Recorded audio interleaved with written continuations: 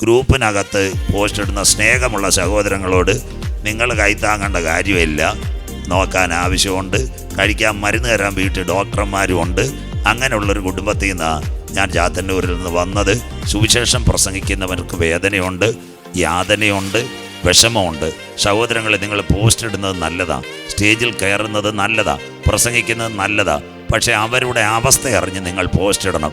അതിൻ്റെ മുഴുവൻ പ്രഭാഷണം ആ ഇട്ട സുഹൃത്തുക്കളും കട്ട് ചെയ്ത് ഗ്രൂപ്പിലിട്ട സുഹൃത്തുക്കളും അത് ക്ലിയർ കട്ടായി കേൾക്കാത്തതുകൊണ്ടാകും. ദൈവത്തിൻ്റെ പൊന്നു തിരുനാമം വാഴ്ത്തപ്പെടുമാറാകട്ടെ. മീഡിയ ഓൺലൈനിൽ കൂടി വ്യത്യസ്ത മാധ്യമങ്ങളിൽ കൂടി ഈ ചെറിയ വിവരണം ശ്രദ്ധിക്കുന്ന ദൈവദാസന്മാർ, ദൈവകുഞ്ഞുങ്ങൾ, ദൈവമക്കൾ, എല്ലാ പ്രിയമക്കൾക്കും ലോകൈക രക്ഷകനും മാനവകുലത്തിൻ്റെ വീണ്ടെടുപ്പുകാരനുമായ ക്രിസ്തുയേശുവിൻ്റെ നാമത്തിലുള്ള നിസ്തുല്യ വന്ദനത്തെ പ്രകാശിപ്പിക്കുന്നു. വളരെ നാളുകളായി ദൈവകുഞ്ഞുങ്ങൾ എളിയ സുവിശേഷകനായ എന്നോട് കാണിക്കുന്ന എല്ലാ നല്ല സ്നേഹത്തിനും സഹകരണത്തിനും നിസ്തുല്യനായ ക്രിസ്തുയേശുവിൻ്റെ നാമത്തിലുള്ള നന്ദി ഒരിക്കൽ കൂടി പ്രകാശിപ്പിക്കുന്നു. അവിചാരിതമായ ഇങ്ങനെ ഒരു ലൈവായി ഒരു വിവരണം കൊടുക്കുന്നത് ദീർഘവർഷങ്ങളായി ഞാൻ സുവിശേഷത്തിൽ പ്രഭാഷണം നടത്തുമ്പോഴും ഒരിക്കലും ഒരു ലൈവിൽ വന്നോ ഒരു സൂമിൽ വന്നോ ഒരു സംവാദത്തിനോ മറ്റു കാര്യങ്ങൾക്കോ ഒരിക്കൽ പോലും വരാറില്ല. അതുപോലെ തന്നെ ചില പ്രത്യേക സാഹചര്യങ്ങൾ ചില പ്രഭാഷകരൊക്കെയും വന്ന് പല കാര്യങ്ങളും ലൈവും മറ്റും കൊടുക്കുമ്പോഴും അതിൽ നിന്നെല്ലാം വേറിട്ട് ഒന്നുകിൽ കവലയോഗമോ അല്ലെങ്കിൽ അതോടൊപ്പം തന്നെ മറ്റ് കൺവെൻഷനുകളോ ബൈബിൾ ക്ലാസ്സുകളോ ഒക്കെ പങ്കെടുക്കുന്നതായിരുന്നു കൃപയാൽ എൻ്റെ എളിയ സുവിശേഷത്തിൻ്റെ ദൗത്യം. എന്നാൽ കഴിഞ്ഞ ദിവസങ്ങളിൽ അതിന് വ്യത്യസ്തമായി പശ്ചിമേഷ്യയിൽ ഒരു സംഘടന നടന്നു. അത് ഒക്ടോബർ 7-ന് ഇസ്രായേലിന് നേരെ ഒരു ആക്രമണമുണ്ടായി. ആ ആക്രമണത്തിനോടനുബന്ധിച്ച് അത് പ്ലാൻ ചെയ്തത് ഇറാൻ എന്ന രാഷ്ട്രമെന്ന് ഇസ്രായേൽ കണ്ടെത്തുകയും ആദ്യമായി ആക്രമണം നടത്തിയ പ്രോക്സികളായിരിക്കുന്ന ഹമാസ്, ഹിസ്ബുള്ള, അതുപോലെ തന്നെ ഹൂത്തി വിമതർ ഇവരെയൊക്കെയും കഴിഞ്ഞ ഒക്ടോബർ 7 മുതൽ ഇസ്രായേൽ ആക്രമണത്തിന് വിധേയമാക്കി. അതോടനുബന്ധിച്ച് കഴിഞ്ഞ 2 ആഴ്ച മുമ്പായി ഇസ്രായേൽ ഇറാനെ ആക്രമിക്കുന്നു. അത് വളരെ വിപുലമായ ഒരു പ്ലാൻ ചെയ്തൊരു ഓപ്പറേഷനാണ്. അതിനെപ്പറ്റി ഇതിനു മുമ്പും ഇതേ മാധ്യമത്തിൽ കൂടി കൃത്യമായി 2 വീഡിയോകൾ ഓപ്പറേഷൻ റൈസിംഗ് ലയൺ ഇസ്രായേൽ ആഭിമുഖ്യം ചെയ്ത ഈ പ്രത്യേക ഓപ്പറേഷനെ പറ്റി പറയുകയുണ്ടായി. അതിനാസ്പദമായി യൂട്യൂബിൽ 2 വീഡിയോകൾ ഇതുപോലൊരു ലൈവ് ടെലികാസ്റ്റിൽ കൊടുത്തിരുന്നു. അതിലൊന്നാമത്തെ ഭാഗം എന്തുകൊണ്ട് ഇസ്രായേൽ ഇറാനെ ആക്രമിക്കുന്നു, രണ്ടാമത്തെ ഭാഗമായി അനവധി ദൈവമക്കൾ കണ്ടിരുന്നു നിർണായകമായൊരു കാര്യം, ഇതൊരു 3-ാം ലോക മഹായുദ്ധത്തിലേക്ക് പോകുമോ. അതിൻ്റെ പര്യവസാനം കൃപയാൽ ബൈബിൾ എടുത്തിട്ട് 3 കാര്യങ്ങൾ എളിയവനായ ഞാൻ പറഞ്ഞു. ഒന്ന്, ഇതൊരു 3-ാം ലോക മഹായുദ്ധത്തിലേക്ക് പോകത്തില്ല. മത്തായി 24:15 രാജ്യത്തിൻ്റെ സുവിശേഷം ഭൂതലത്തിലൊക്കെയും പ്രസംഗിക്കപ്പെടും. അത് സകല മനുഷ്യരും ക്രിസ്തുവിൽ കൂടിയുള്ള രക്ഷ ഒരിക്കൽ കൂടി പ്രസിദ്ധപ്പെടുത്തുവാൻ കർത്താവ് സുവിശേഷകരെയും ദൈവമക്കളെയും എടുക്കുമെന്ന് ഒന്നാമത്തെ കാര്യം. രണ്ടാമത്തെ ഭാഗമായി ധന്യനായ പൗലോസ് റോമാലേഖനം 11:25 സഹോദരന്മാരെ, ഈ മർമ്മം നിങ്ങൾ ഗ്രഹിക്കുക, നിങ്ങൾ മറ്റുള്ളവരെ പോലെ ബുദ്ധിയുള്ളവരായി തീരരുത്. ജാതികളുടെ പൂർണ്ണസംഖ്യ ചേരുവോളം ഇസ്രായേൽ അംശമായി കാഠിന്യം ഉണ്ടായിരിക്കും. ആ കാഠിന്യമാ ദൈവകുഞ്ഞുങ്ങളെ ഒക്ടോബർ 7-ൽ അവരിലേക്ക് വന്ന അപ്രതീക്ഷിതമായ ഒരു മുറിവായി. ഇന്ന് ഇസ്രായേൽ രാഷ്ട്രം ഏകദേശം 2025 ആകുമ്പോൾ 77 വയസ്സ്, 77 വർഷം, 78 വർഷത്തിലേക്ക് പിന്നിടുന്നു. 2028 ആകുമ്പോൾ 80 വർഷത്തിലേക്ക് അവർ മുന്നേറുന്നു. മൂന്നാമത്തെ കാര്യമായി ഒരു കാര്യം കൂടെ പറഞ്ഞ് പത്രോസിൻ്റെ ലേഖനത്തിൽ ഇങ്ങനെ ഒരു വാക്ക് ചൊന്നു, ചിലർ താമസം വിനാ വിചാരിക്കുന്നത് പോലെ കർത്താവ് തൻ്റെ വാഗ്ദത്തെ നിവർത്തിക്കുവാൻ അല്പം താമസിക്കുന്നത്. അതിനാസ്പദമായി ഇതൊരു അന്തിമ യുദ്ധം എത്തത്തില്ല. 1, രാജ്യത്തിൻ്റെ സുവിശേഷം. 2, ഇസ്രായേൽ അംശമായ കാഠിന്യം. മൂന്നാമത്തെ നിർണായകമായൊരു ഭാഗമുണ്ട്, ചിലരും കൂടി ദീർഘക്ഷമയോടെ രക്ഷയുടെ പെട്ടകത്തിൽ കടക്കണം. അതിൻ്റെ രണ്ടാം ഭാഗം അവസാനിപ്പിച്ചപ്പോൾ ഞാനത് പറഞ്ഞു, ഇസ്രയേലും ഇറാനുമായിട്ടൊരു വെടിനിർത്തലുണ്ടാവും. അതിനോടനുബന്ധിച്ച് ഒരാണവ കരാറിലേക്ക് ഇന്ന് ആ വെടിനിർത്തൽ അവർ സംയുക്തമായി പ്രഖ്യാപിച്ചു. രണ്ടാമത് ആണവ കരാർ IAEA ഇൻ്റർനാഷണൽ ആറ്റമിക് ഏജൻസി ഈ ദിവസങ്ങളിൽ ടെലികാസ്റ്റ് ഷോ പോകുമ്പോൾ ഇറാനുമായി ചർച്ച നടത്തുന്നു യൂറോപ്യൻ യൂണിയൻ. അതുപോലെ അന്ന് പറഞ്ഞു ഇറാൻ്റെ ആണവ ശാസ്ത്രജ്ഞന്മാർ ചില നേതാക്കൾ അവർ ടാർഗറ്റ് ചെയ്യുന്നുണ്ട്. ആ ടാർഗറ്റ് ചെയ്യുമ്പോൾ അവർ ഒരു പരിസമാപ്തിയിലെത്തും. ഇതൊരു ദീർഘയുദ്ധമാകത്തില്ല എന്ന് കൃപയാൽ അന്നത്തെ ടോക്ക് ഷോയിലും പറഞ്ഞു. ഒരു സംഘടനയ്ക്കോ ഒരു മതത്തിനോ ഒരു വ്യക്തികൾക്കോ എതിരെയല്ല പറഞ്ഞത്.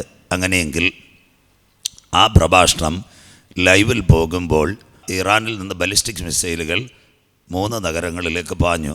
1 ബേർഷബ, 2 ഏറ്റവും നിർണായകമായ മറ്റൊരു നഗരമുണ്ട്, അതിൻ്റെ പേര് ഹൈഫ പോർട്ട്. അത് കഴിഞ്ഞ് വേറൊരു സ്ഥലമുണ്ട് ടെൽ അവീവ്.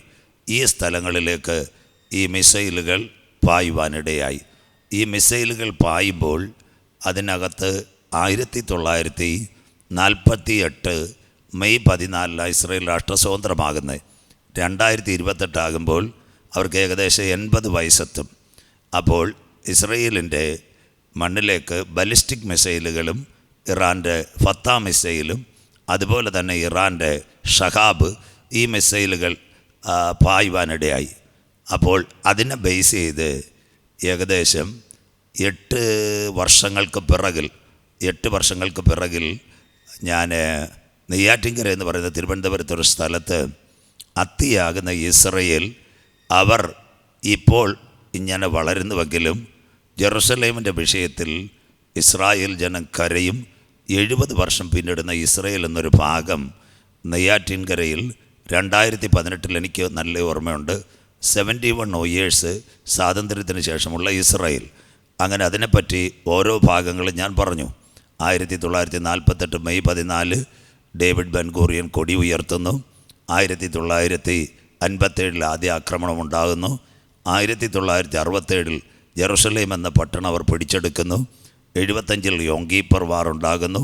അങ്ങനെ ഓരോ ചരിത്രവും പറഞ്ഞപ്പോൾ ഇതെല്ലാം അവസാനിക്കുന്നത് ജെറുസലേമിൽ നിൽക്കുന്ന അന്ന് ഒരു ഭാഗം യേശുക്രിസ്തുവിൻ്റെ ഒലിവുമല പ്രഭാഷണം കൃപയാൽ പറഞ്ഞു. യേശുക്രിസ്തുവിൻ്റെ മടങ്ങി വരവ്, അന്ത്യകാലം, യേശുക്രിസ്തുവിൻ്റെ ഗിരിപ്രഭാഷണം, ഒലിവുമല പ്രഭാഷണം, sermon of the mount, Mathai 24:3-4-5. അതിനകത്ത് ഗുരു അതെപ്പോൾ സംഭവിക്കും, നിൻ്റെ വരവും ലോകത്തിൻ്റെ അവസാനവും അടയാളം എന്തെന്ന് പറഞ്ഞു തരണം. അതിനാസ്പദമായി യേശു പറഞ്ഞൊരു മറുപടിയുണ്ട്. അത്തിയെ നോക്കി ഒരു ഉപമ പഠിപ്പിൻ. അത്തിവൃക്ഷം ഇസ്രയേലും അത് തളർത്തു കൊമ്പിളതാകുമ്പോൾ അവൻ അടുക്ക വാതിൽക്കൽ ഒരു ഭരണം വരും. അതിനെ ആസ്പദമായി 48 മെയ് 14 സാന്ദ്രമായപ്പോൾ അറബി ഒട്ടകം ഓടിച്ചും മൂങ്ങ മൂടിയും കിടന്ന സ്ഥലം അവർ എൻ്റെ ജനം മടങ്ങി വരും. യെശയ്യാപ്രവചനം 29 എഴുതിയിട്ടുണ്ട്. അവർ മടങ്ങി വരുമ്പോൾ കൊമ്പുകളും ഒലിവുകളും തല നീട്ടും, അവർ കായ്ഫലം പുറപ്പെടുവിക്കും. അങ്ങനെ ഇസ്രയേൽ അനുഗ്രഹിക്കപ്പെട്ടൊരു ദേശമായി മാറി. ലോകത്തിൻ്റെ മധ്യപകുതിയിൽ 22,000 കിലോമീറ്ററിൽ ഏകദേശം 21ഓളം രാഷ്ട്രങ്ങളുടെ നടുവിൽ കിടക്കുന്ന ഒരു പട്ടണമായി ഇസ്രയേൽ. കേരളത്തിലെ ഏതാനും ചില ഡിസ്ട്രിക്റ്റുകളുടെ വലിപ്പം മാത്രം. അതിലെ മെയിൻ പട്ടണങ്ങളായി ടെൽ അവീവുണ്ട്, ജെറുസലേമുണ്ട്, ഹൈഫയുണ്ട്, ആഷ്കലോണുണ്ട്, ആഷ്തോദുണ്ട്. അത് കഴിഞ്ഞിട്ട് കിര്യാത് ഘട്ടുണ്ട്, ബേർഷബയുണ്ട്, ഡിമോണയുണ്ട്. ഇസ്രയേലിലെ ചരിത്രം പഠിക്കുന്ന ദൈവകുഞ്ഞുങ്ങൾക്കെല്ലാം ഈ കാര്യം മനസ്സിലാകും. അപ്പോൾ അവർ അത്തി തളിർത്തു കൊമ്പുള്ളതായപ്പോൾ അവരുടെ ടെക്നോളജിയെപ്പറ്റി ഞാൻ അതിനകത്ത് പരാമർശിച്ചു. ഇൻസ്ട്രുമെൻറ്റേഷൻ ടെക്നോളജികളും ഇന്നത്തെ മിസൈൽ വെപ്പൺ ടെക്നോളജികൾ പറഞ്ഞപ്പോൾ പല രാജ്യങ്ങളും പല സന്ദർഭത്തിലും ഇസ്രയേലിനെ ആക്രമിക്കാൻ പദ്ധതി വച്ചപ്പോൾ അവരുടെ മണ്ണിനകത്ത് പലപ്പോഴും ശത്രുരാജ്യത്തിൻ്റെ മിസൈൽ വീഴാതിരിക്കാൻ അവരുടെ കവചിത സങ്കേതങ്ങൾ യഹൂദന് ഒരുക്കപ്പെട്ടിരുന്നു. അതിലൊന്നായിരുന്നു അയൺ ഡോം. അതിനെ വച്ചിട്ട് യെരുശലേം ഇപ്പോൾ തകരാൻ ദൈവം അനുവദിക്കുകയില്ലെന്നൊരു വാക്ക് 2018 നെയ്യാറ്റിൻകര കൺവെൻഷനിൽ ഞാൻ പറഞ്ഞു. അതിനെ നമ്മുടെ വിശ്വാസ സമൂഹത്തിലെ ചില കുഞ്ഞുങ്ങൾ, ഏതോ ഒരു പ്രത്യേക സമുദായക്കാർ ഒരു വീഡിയോ അതിൻ്റെ ഒരു പോർഷൻ എടുത്തിട്ട് അയൺ ഡോം യഹോവ ഇസ്രയേൽ യഹോവനെ കാക്കും, അയൺ ഡോം യഹോവ, അയൺ ഡോം യഹോവയ, അയൺ ഡോം വഴി യഹോവ അവരെ കാക്കുമെന്നൊരു വാക്ക് പറഞ്ഞിട്ടുണ്ട്. ദൈവമക്കളെ, വിശുദ്ധ ബൈബിളിൽ യെശയ്യാ പ്രവചനം 31:5 ഇസ്രയേലിൻ്റെ അന്തിമ നാളുകൾ വരുന്ന കാലഘട്ടത്തിലും അവരെ കൈവിടാതെ എല്ലാ നാളും കാക്കുമെന്നല്ല, ദൈവം അവരെ കാക്കുമെന്ന് വിശുദ്ധ ബൈബിളിൽ ഇങ്ങനെ ഒരു വാക്യം രേഖപ്പെടുത്തിയിട്ടുണ്ട്. അതിനെ ബേസ് ചെയ്താണ് പറഞ്ഞത്, സൈന്യങ്ങളുടെ യഹോവ സിയോനിൻ്റെ പർവ്വതത്തിലും അതിൻ്റെ ഗിരിയിലും യുദ്ധം ചെയ്യുവാൻ ഇറങ്ങി വരും. അഥവാ ഒരന്തിമ ദിനത്തിൽ ഇസ്രയേലിനെതിരെ ഒരു യുദ്ധമുണ്ടാകും. ബട്ട് അന്നത്തെ പ്രസംഗിക്കുന്ന സിറ്റുവേഷനിൽ അതായിട്ടില്ല. അന്ന് ഇങ്ങനൊരു കാര്യം, ഒരു വാക്യം എടുത്തു, യെരുശലേമിനെ പലരും നോട്ടമിട്ടിട്ടുണ്ട്. പക്ഷി ചുറ്റിപ്പറന്ന് കാക്കുന്നത് പോലെ സൈന്യങ്ങളുടെ യഹോവ യെരുശലേമിനെ കാത്തുകൊള്ളും. അവൻ അതിനെ കാത്തു രക്ഷിക്കും, നശിപ്പിക്കാതെ അതിനെ പരിപാലിക്കും. എന്നിട്ട് വീണ്ടും യെശയ്യാ പ്രവചനത്തിൽ വ്യക്തമായി മറുതലിക്കുന്ന ഇസ്രായേൽ മക്കളോട് സ്വർഗം പറയുന്നു, ഇസ്രായേൽ മക്കളെ, നിങ്ങൾ ഇത്ര കഠിനമായി മത്സരിച്ചു, തെതിച്ചു കളഞ്ഞവൻ്റെ അടുക്കലേക്ക് തരുവിൻ. അവർ കുത്തിയവങ്കിലേക്ക് നോക്കാനാ വ്യക്തമായിട്ട് പറയുന്നത്. അതിൻ്റെ 4, 5, 6 വാക്യങ്ങളെല്ലാം. 5-ാമത്തെ വാക്യം ഇംഗ്ലീഷിൽ നമ്മൾ പ്രൊനൗൺസ് ചെയ്ത like birds hovering so the Lord of host will protect Jerusalem. He will protect and deliver it. He will spare and rescue it. ഇപ്പം യെരുശലേമിനെ ദൈവം കൈവിടത്തില്ല എന്നൊരു ഭാഗം. Turn to him from who people have deeply revolted, O children of Israel. അതിനകത്ത് വ്യക്തമായിട്ട് എഴുതിയിട്ടുണ്ട്, Israel ജനം മടങ്ങി വന്ന് എങ്കിലേക്ക് വരുവാനാണ് പറയുന്നത്. അതിനെ ബേസ് ചെയ്ത് അവരെ ടെക്നോളജികൾ പോയപ്പോൾ ഒരു വാക്കിങ്ങനെ ചൊന്നു, ഇസ്രായേലിൻ്റെ കവറിങ്ങായി പല ടെക്നോളജികളും വന്നു. അത് അയൺ ഡോം യഹോവയല്ല. അതിൻ്റെ മുഴുവൻ പ്രഭാഷണം ആ ഇട്ട സുഹൃത്തുക്കളും കട്ട് ചെയ്ത് ഗ്രൂപ്പിലിട്ട സുഹൃത്തുക്കളും അത് ക്ലിയർ കട്ടായി കേൾക്കാത്തതുകൊണ്ടാകും. അയൺ ഡോം, ഈ വീഡിയോ ശ്രദ്ധിക്കുന്ന ദൈവകുഞ്ഞുങ്ങളോടൊരു ഭാഗം പറയുന്നു, അയൺ ഡോം എന്നത് യഹോവയോ ഇസ്രയേലിൻ്റെ രക്ഷകനല്ല, ഇസ്രയേലിൻ്റെ പരിരക്ഷണത്തിന് വേണ്ടി ഇസ്രയേലും അമേരിക്കയും ചേർന്നുണ്ടാക്കിയ ഒരു ജോയിൻറ്റ് വെഞ്ചർ. അതാണ് ഈ അയൺ ഡോം. ഏകദേശം ഇന്ത്യൻ രൂപ, ചെറിയ അയൺ ഡോം ഞാൻ സംസാരിച്ചപ്പോൾ 17,000 കോടിക്ക് മുകളിലും, അഥവാ ഒരു ഏരിയ കവറേജ് പ്രൊട്ടക്റ്റ് ചെയ്യുന്നത് 35,000 കോടി ഇന്ത്യൻ രൂപ വരുന്നത് ഒരു അയൺ ഡോമിൻ്റെ പ്രത്യേകത. അയൺ ഡോം യഹോവയല്ല. ഒരിക്കൽ കൂടി ഇത് ശ്രദ്ധിക്കുന്ന, iron dome man making defence ചെയ്ത് മിസൈൽ സിസ്റ്റം വരുമ്പോൾ അതിനെ ബ്ലോക്ക് ചെയ്യാനുള്ള ഒരു ഡിവൈസ് മാത്രമാണ് അയൺ ഡോം. ദൈവമക്കളുടെ ശ്രദ്ധയോടെ, ഈ അയൺ ഡോമിന് 5 പ്രത്യേകതയുണ്ട്. ഞാനൊരു 24 ചാനലിൻ്റെയോ മറ്റോ വീഡിയോ ഇതൊന്നും ഇത് കാണിക്കത്തില്ല. നല്ല വ്യക്തമായിട്ട് ഇതിനെപ്പറ്റി പഠിച്ചതുകൊണ്ടാണ്. അതിൽ 1-ാമത്തെ ഭാഗം ഇൻ്റർസെപ്റ്റർ, അഥവാ ആകാശത്തിൽ നിന്ന് വരുന്ന മറ്റ് രാജ്യത്തിലേക്ക് കടന്നു കയറുന്ന മിസൈലുകളെ വീക്ഷിക്കുവാനുള്ള സംവിധാനം. 2-ാമത്തെ സംവിധാനമാണ് ഇലക്ട്രാ റഡാർ. ഇലക്ട്രാ റഡാറിൽ ശത്രു രാജ്യത്തിൽ നിന്ന് ഒരു മിസൈൽ കയറി വരുമ്പോൾ ഇലക്ട്രാ റഡാർ കാണുന്നതിൻ്റെ മെസ്സേജാണ് ഇസ്രയേലിനകത്ത് സൈറൺ, അപായ സൈറൺ മുഴങ്ങുന്നത്. അത് നേരത്തെ സൈറൺ ആയിരുന്നു, പക്ഷേ ഇപ്പോൾ അവർ വെൽ ഡെവലപ്ഡായി. നമ്മൾക്കറിയാം, ഇൻ്റർനെറ്റ് സിസ്റ്റമൊക്കെ വളരെ വേഗത്തിലായപ്പോൾ ഇസ്രയേലിലുള്ള കുഞ്ഞുങ്ങൾ പറഞ്ഞപ്പം അപായ സൈറൺ മാത്രമല്ല, ശത്രുരാജ്യത്തു നിന്നൊരു മിസൈൽ അവിടുന്ന് കയറുമ്പോൾ ഇലക്ട്രാ റഡാർ, ഒരു വിമാനം നമ്മുടെ എയർപോർട്ടിൽ ലാൻഡ് ചെയ്യുന്നതിന്, തിരുവനന്തപുരത്തോ കൊച്ചിയിലോ ലാൻഡ് ചെയ്യുന്നതിന് 30-35 മിനിറ്റ് മുമ്പേ അവർ സന്ദേശം പറയും, നമ്മൾ അടുത്ത 30 മിനിറ്റിനകത്ത് എയർപോർട്ടിൽ ലാൻഡ് ചെയ്യാൻ പോകുന്നു. അപ്പോൾ റൺവേയുമായിട്ടും റഡാർ കൺട്രോളുമായി സംസാരിക്കുന്നത് പോലെ ഇലക്ട്രാ റഡാർ ഇപ്പം മൊബൈൽ ആപ്ലിക്കേഷൻ വഴി ഇസ്രയേലിൽ എല്ലാവർക്കും മെസ്സേജ് വരും, അടുത്ത ചില നിമിഷങ്ങൾക്കകം മിസൈൽ പതിക്കാൻ സാധ്യതയുണ്ട്. അതാ ഇലക്ട്രാ റഡാർ. 3-ാമത്തെ ബാറ്റിൽ മാനേജ്മെൻറ്റ് കമ്പോണൻറ്റ് സിസ്റ്റം, BMC, അഥവാ ഈ കാര്യങ്ങൾ ഏകീകരിക്കുന്ന ഒരു യൂണിറ്റ് അതിനകത്തുണ്ട്. 4-ാമത്തെ അയൺ ഡോമിൻ്റെ പോർഷൻ്റെ പേര് ബാറ്ററി. ഇതിനെല്ലാം കവനം ചെയ്ത് ഒരു പ്രൊട്ടക്ഷൻ കൊടുത്ത് ചാർജ് ചെയ്യുന്ന ബാറ്ററിയാണ്. അതിൻ്റെ 5-ാമത്തത് ലോഞ്ചിങ് യൂണിറ്റ്. അതിൻ്റെ പ്രത്യേകത, അവിടെ നിന്നൊരു മിസൈൽ വരുമ്പോൾ ഈ സംവിധാനങ്ങളെല്ലാം ഒരേ സമയം അക്കമിട്ട് പ്രവർത്തിക്കും. ഇൻ്റർസെപ്റ്റർ വാച്ച് ചെയ്യുന്നു, ഇലക്ട്രാ റഡാർ ഇതിന് പട്ടണത്തിൽ സന്ദേശം കൊടുക്കുന്നു, BMC മുഴുവനായി ആ ടൈം വർക്ക് ചെയ്യുന്നു. 4 ബാറ്ററിയിൽ നിന്ന് സപ്ലൈ പമ്പാകുന്നു. 5 നിർണായകമായി ലാഞ്ചിങ് യൂണിറ്റിൽ നിന്ന് ശത്രുരാജ്യത്തു നിന്ന് വരുന്ന മിസൈലിനെ തകർക്കുവാൻ അവർ കരുതി വെച്ച ഒരു ഡിവൈസിൻ്റെ പേരാ ഈ അയൺ ഡോം. അയൺ ഡോം ഒരിക്കലും ഒരു യഹോവയോ അവരുടെ പ്രൊട്ടക്ഷന് വേണ്ടി ഉപയോഗിക്കുന്ന ഒരു ഡിവൈസാണ് അയൺ ഡോം. രണ്ടാമത്തെ ഭാഗമായി അതിൽ നിന്ന് നൂതനമായി ഇന്ന് ഇസ്രയേൽ വേറെ ഡേവിഡ് സ്ലിങ്സ്, അഥവാ ഒരു കോർട്ടിൽ നിന്ന്, വോളിബോൾ കളിക്കുന്നവർക്കറിയാം, ഒരു കോർട്ടിൽ നിന്ന് മറ്റ് കോർട്ടിലേക്ക് ഒരു പന്ത് വരുമ്പോൾ അതിനെ പ്രതിരോധിക്കുന്നത് പോലെ വേറൊരു പ്രതിരോധ സംവിധാനവും കൂടെ അവർ കൊണ്ടുവന്നു, ഡേവിഡ് സ്ലിങ്സ്. മൂന്നാമത് ഇസ്രയേലിൻ്റെ കയ്യിലുള്ളത് ആരോ മിസൈൽ സംവിധാനം. ശത്രുരാജ്യത്തിൻ്റെ മിസൈൽ പടപട വരുമ്പോൾ അതിനെ ആകാശത്തിൽ വെച്ച് തകർക്കുവാനുള്ള മറ്റൊരു ടെക്നോളജിയാണ് ആരോ സംവിധാനം. അത് കഴിഞ്ഞ് ഈ അടുത്ത ദിവസങ്ങളിൽ മിസ്റ്റർ ട്രംപുമായിട്ടുള്ള കരാറിൽ താടെന്ന് പറയുന്ന ഒരു മിസൈൽ പ്രതിരോധ സംവിധാനം ഇസ്രയേൽ കൊണ്ടുവന്നു. ഇതൊക്കെയായിരുന്നു അവരുടെ പ്രൊട്ടക്ഷൻ. അതുകൊണ്ട് ഏതോ സുഹൃത്തുക്കൾ പക്ഷി ചുറ്റിക്കറന്ന് കാക്കുന്നത് പോലെ യഹോവ ഇസ്രയേലിനെ കാക്കുന്നത് യഹോവയെ അയൺ ഡോം എന്ന് പറഞ്ഞ് ചിലതിനകത്ത് ഗ്രൂപ്പിനകത്ത് വന്നു. ആ ഗ്രൂപ്പിനകത്ത് വന്നതിൻ്റെ നിവൃത്തിയായി അതിൻ്റെ വ്യാഖ്യാനമോ അതിൻ്റെ ഫുൾ വീഡിയോ കാണാതെ ചിലർ ഗ്രൂപ്പുകളിൽ ഞാൻ പറയുന്നത് തെറ്റാണ്, അയൺ ഡോം എവിടെ പോയി, കാര്യമിതാ. അതിൻ്റെ ഒരു പ്രത്യേകതയുണ്ട്. ഇറാനിൽ നിന്ന് ഹൈ സ്പീഡിൽ ബലിസ്റ്റിക് മിസൈൽ വന്നപ്പോൾ എല്ലാം ആകാശത്തിൽ വെച്ച് തകർക്കുവാൻ കഴിഞ്ഞില്ല. അതിനാസ്പദമായി ആരെയും വിമർശനത്തിലില്ല. അതിനാസ്പദമായി ഇതെവിടെ ചെന്ന് വീണു? അത് ഇസ്രയേലിൽ ചെന്ന് വീണു. അത് ചില പ്രത്യേക മതവിഭാഗത്തിലുള്ള സുഹൃത്തുക്കൾ എടുത്തിട്ട് അയൺ ഡോം എവിടെ, ഉപദേശി പ്രസംഗിക്കുന്ന സംരക്ഷണമെല്ലാം തീർന്നു.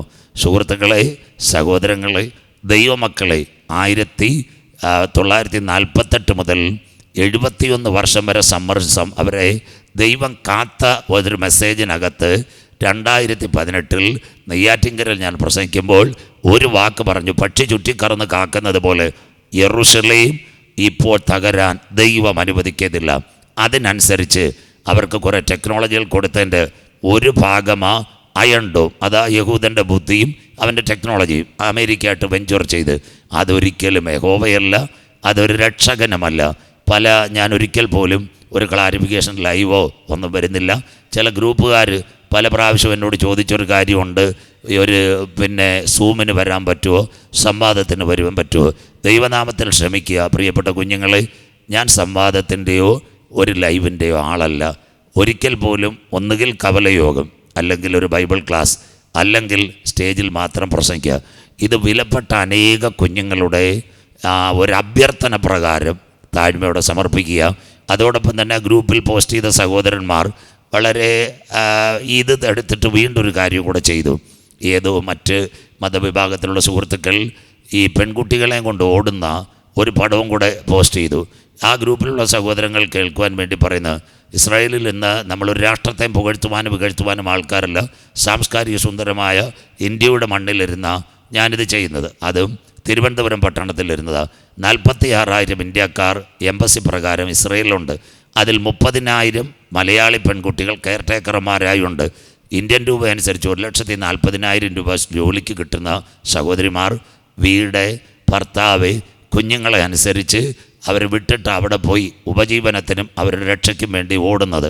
അവിടെ ചെല്ലുമ്പോൾ ഇറാൻ്റെ മിസൈൽ ഇസ്രയേലിൻ്റെ മണ്ണിലേക്ക് വരുമ്പോൾ ഏറ്റവും നിർണായകമായൊരു സംഭവം നടക്കുന്നത്, ഈ പെൺകുട്ടികൾ അവരുടെ കെയർ ടേക്കറായിരിക്കുന്ന മാതാപിതാക്കന്മാരെയും കൊണ്ട് ബങ്കറിനകത്തേക്ക് ഓടുന്നൊരു കാഴ്ചയാണ് കാണുന്നത്. അതുപോലും വീഡിയോയ്ക്കകത്തിട്ട് കേരളത്തിലെ നമ്മുടെ സഹോദരിമാർ അധ്വാനിക്കുന്നവരെ പോലും ഇകഴ്ത്തിക്കൊണ്ട് ആ ഓടുന്ന കാഴ്ച വരെ വീഡിയോയിലിട്ടപ്പോൾ വൈകാരികമായി ചില കാര്യങ്ങൾ പറയുവാനിടയായി. പ്രിയപ്പെട്ട സഹോദരങ്ങളെ, അതുകൊണ്ട് ദൈവമക്കൾ അത് പറഞ്ഞുകൊണ്ട് അതിനാസ്പദമായി ഈ ഇസ്രയേൽ ഇന്നിങ്ങനെ പോകുന്നെങ്കിലും അവസാനം ഈ ഇസ്രയേൽ ഇറാൻ വെടിനിർത്തലൊക്കെ വന്നെങ്കിലും ഇത് ചെല്ലുന്നത് ജെറുസലേമിലേക്കാണ്. അതുകൊണ്ട് സഖരിയ പ്രവചനം അടുത്ത ബൈബിൾ സ്റ്റഡികളിൽ നിങ്ങൾക്ക് ശ്രദ്ധിക്കാം. 2:3 അന്നാളിൽ ജെറുസലേമിനെ ഭാരമുള്ളൊരു കല്ലാക്കി ദൈവം വെക്കും. ഭൂമിയിലെ സകല ജാതികളും അതിനെതിരെ വിരോധമായി കൂടി വരും. അതിനെ ചുമക്കുന്നവർ കഠിനമായി മുറിവേൽക്കപ്പെടും. അതിൻ്റെ ആദ്യത്തെ മുറിവ് ഈ ടോക്ക് ഷോ കാണുന്നവർക്കറിയാം. അമേരിക്കയിലെ twin towers, world trade centre, അവർ ഇസ്രയേലിനെ താങ്ങിയത് കൊണ്ട് ആദ്യമായി അവരുടെ വേൾഡ് ട്രേഡ് സെൻറ്റർ ആക്രമണത്തിൽ തകർന്നത്. അതുപോലെ ഇസ്രയേലിൻ്റെ വിഷയത്തിൽ ഇടപെടുന്നവരുടെ സാമ്പിൾ വേൾഡ് ട്രേഡ് സെൻറ്റർ പോലെ കഠിനമായി മുറിവേൽക്കപ്പെടും. അതിൻ്റെ പേര് ഒരു അന്തിമ യുദ്ധം. അതാരംഭിക്കുന്നതിന് മുമ്പ് സഭയെ ചേർക്കാൻ വരുമെന്നും കാര്യങ്ങൾ പറഞ്ഞു. ഇതിനകത്ത് വേറെ 2 കാര്യങ്ങളുമുണ്ട്. സെക്കരിയ പ്രവചനം 12:2-3. അതുപോലെ അതിൻ്റെ ആദ്യത്തെ നിവർത്തി ഒരു കാര്യമുണ്ടായിട്ടുണ്ട്. ആദ്യത്തെ നിവർത്തി യിരെമ്യാ പ്രവചനം 22:21-22. ഇസ്രായേലേ, നിൻ്റെ ശുഭകാലത്ത് ഞാൻ നിന്നോട് സംസാരിച്ചു, നീ എൻ്റെ വാക്ക് കേൾക്കയില്ലെന്ന് പറഞ്ഞു. അതുകൊണ്ട് നിൻ്റെ സ്നേഹിതന്മാർ നിന്നെ വിട്ടുപോകും. ഇപ്പോൾ ഇസ്രായേലുമായി കരം കൊടുക്കുന്ന പലരും ഇസ്രായേലിനെ വിട്ടുപോകും. അന്നാ ഈ ജെറുസലേം വിഷയം ലോകത്തിൽ എഴുന്നേറ്റ് വരുന്നത്. പ്രിയപ്പെട്ട സുഹൃത്തുക്കളെ, സഹോദരങ്ങളെ, അതിനാസ്പദമായി ഒരു കാര്യം കൂടെ നിങ്ങളോട് പറയുന്നത്, നിങ്ങളത് കണ്ടു കഴിഞ്ഞു. യുദ്ധം മുറുകി അമേരിക്കയുടെ ബങ്കർ ബസ്റ്റർ ബോംബുകൾ ഇറാനിലെ ആണവ കേന്ദ്രങ്ങൾ പ്രഹരിച്ചു കഴിഞ്ഞപ്പോൾ അമേരിക്ക പതിയെ പിന്മാറി. ഈ ഇസ്രായേലിലെ പ്രധാനമന്ത്രി പോലും അറിഞ്ഞില്ല ഇത്രയും പെട്ടെന്ന് അമേരിക്ക പിന്മാറുമെന്ന്. അഥവാ ഇറാൻ്റെ ഒരു ആക്രമണം ഖത്തറിലെ അൽ ഹുദൈദ് എയർബേസിൽ ഉണ്ടായപ്പോൾ അന്ന് രാത്രി തന്നെ ഖത്തറിൻ്റെ ഭരണാധികാരി ഇടപെട്ട് മിസ്റ്റർ ട്രംപുമായിട്ട് ഇടപെട്ട് പിറ്റേന്നാണ് യുദ്ധം നിർത്തൽ ചെയ്യുന്നത്. അപ്പോൾ നിങ്ങൾ ചോദിക്കുക, എന്തുകൊണ്ട് യുദ്ധം നിർത്തൽ ചെയ്തു? അമേരിക്കയുടെ സാമ്പത്തിക ബഡ്ജറ്റ് വളരെ ലോയ, അവിടുത്തെ പ്രശ്നങ്ങൾ വളരെ സങ്കീർണമാണ്. മലയാളി സഹോദരങ്ങൾ, ഞാൻ അവിടെ പോയിട്ടുള്ള ടോക്ക് ഷോ കേൾക്കുന്നത് $100 അയക്കണമെങ്കിൽ 5 രൂപ ടാക്സ് വരെയും, അതുപോലെ നികുതി വളരെ ഏറ്റവും കൂടിക്കൊണ്ടിരിക്കുന്നു. 7 ലക്ഷത്തോളം അനധികൃത കുടിയേറ്റക്കാർ ഇന്ത്യയുടെ തന്നെ ഉണ്ടെന്ന് പറയുന്നു. അതുകൊണ്ട് ഈ ലോസ് ആഞ്ചലസിലൊക്കെയും ഇന്ന് മലയാളികൾ തള്ളിവിടുന്നത്. അതിനോടനുബന്ധിച്ച് അമേരിക്കയ്ക്ക് ഇനി മുന്നോട്ട് യുദ്ധം ചെയ്തു പോകാൻ താല്പര്യമില്ല. അവരുടെ സാമ്പത്തിക ബഡ്ജറ്റിനെ ഇത് ബാധിക്കും. അമേരിക്കയുടെ ഓഹരി പണികൾ നാസ്ഡസ്കൊക്കെ വളരെ വിഷയത്തിൽ പോവുക.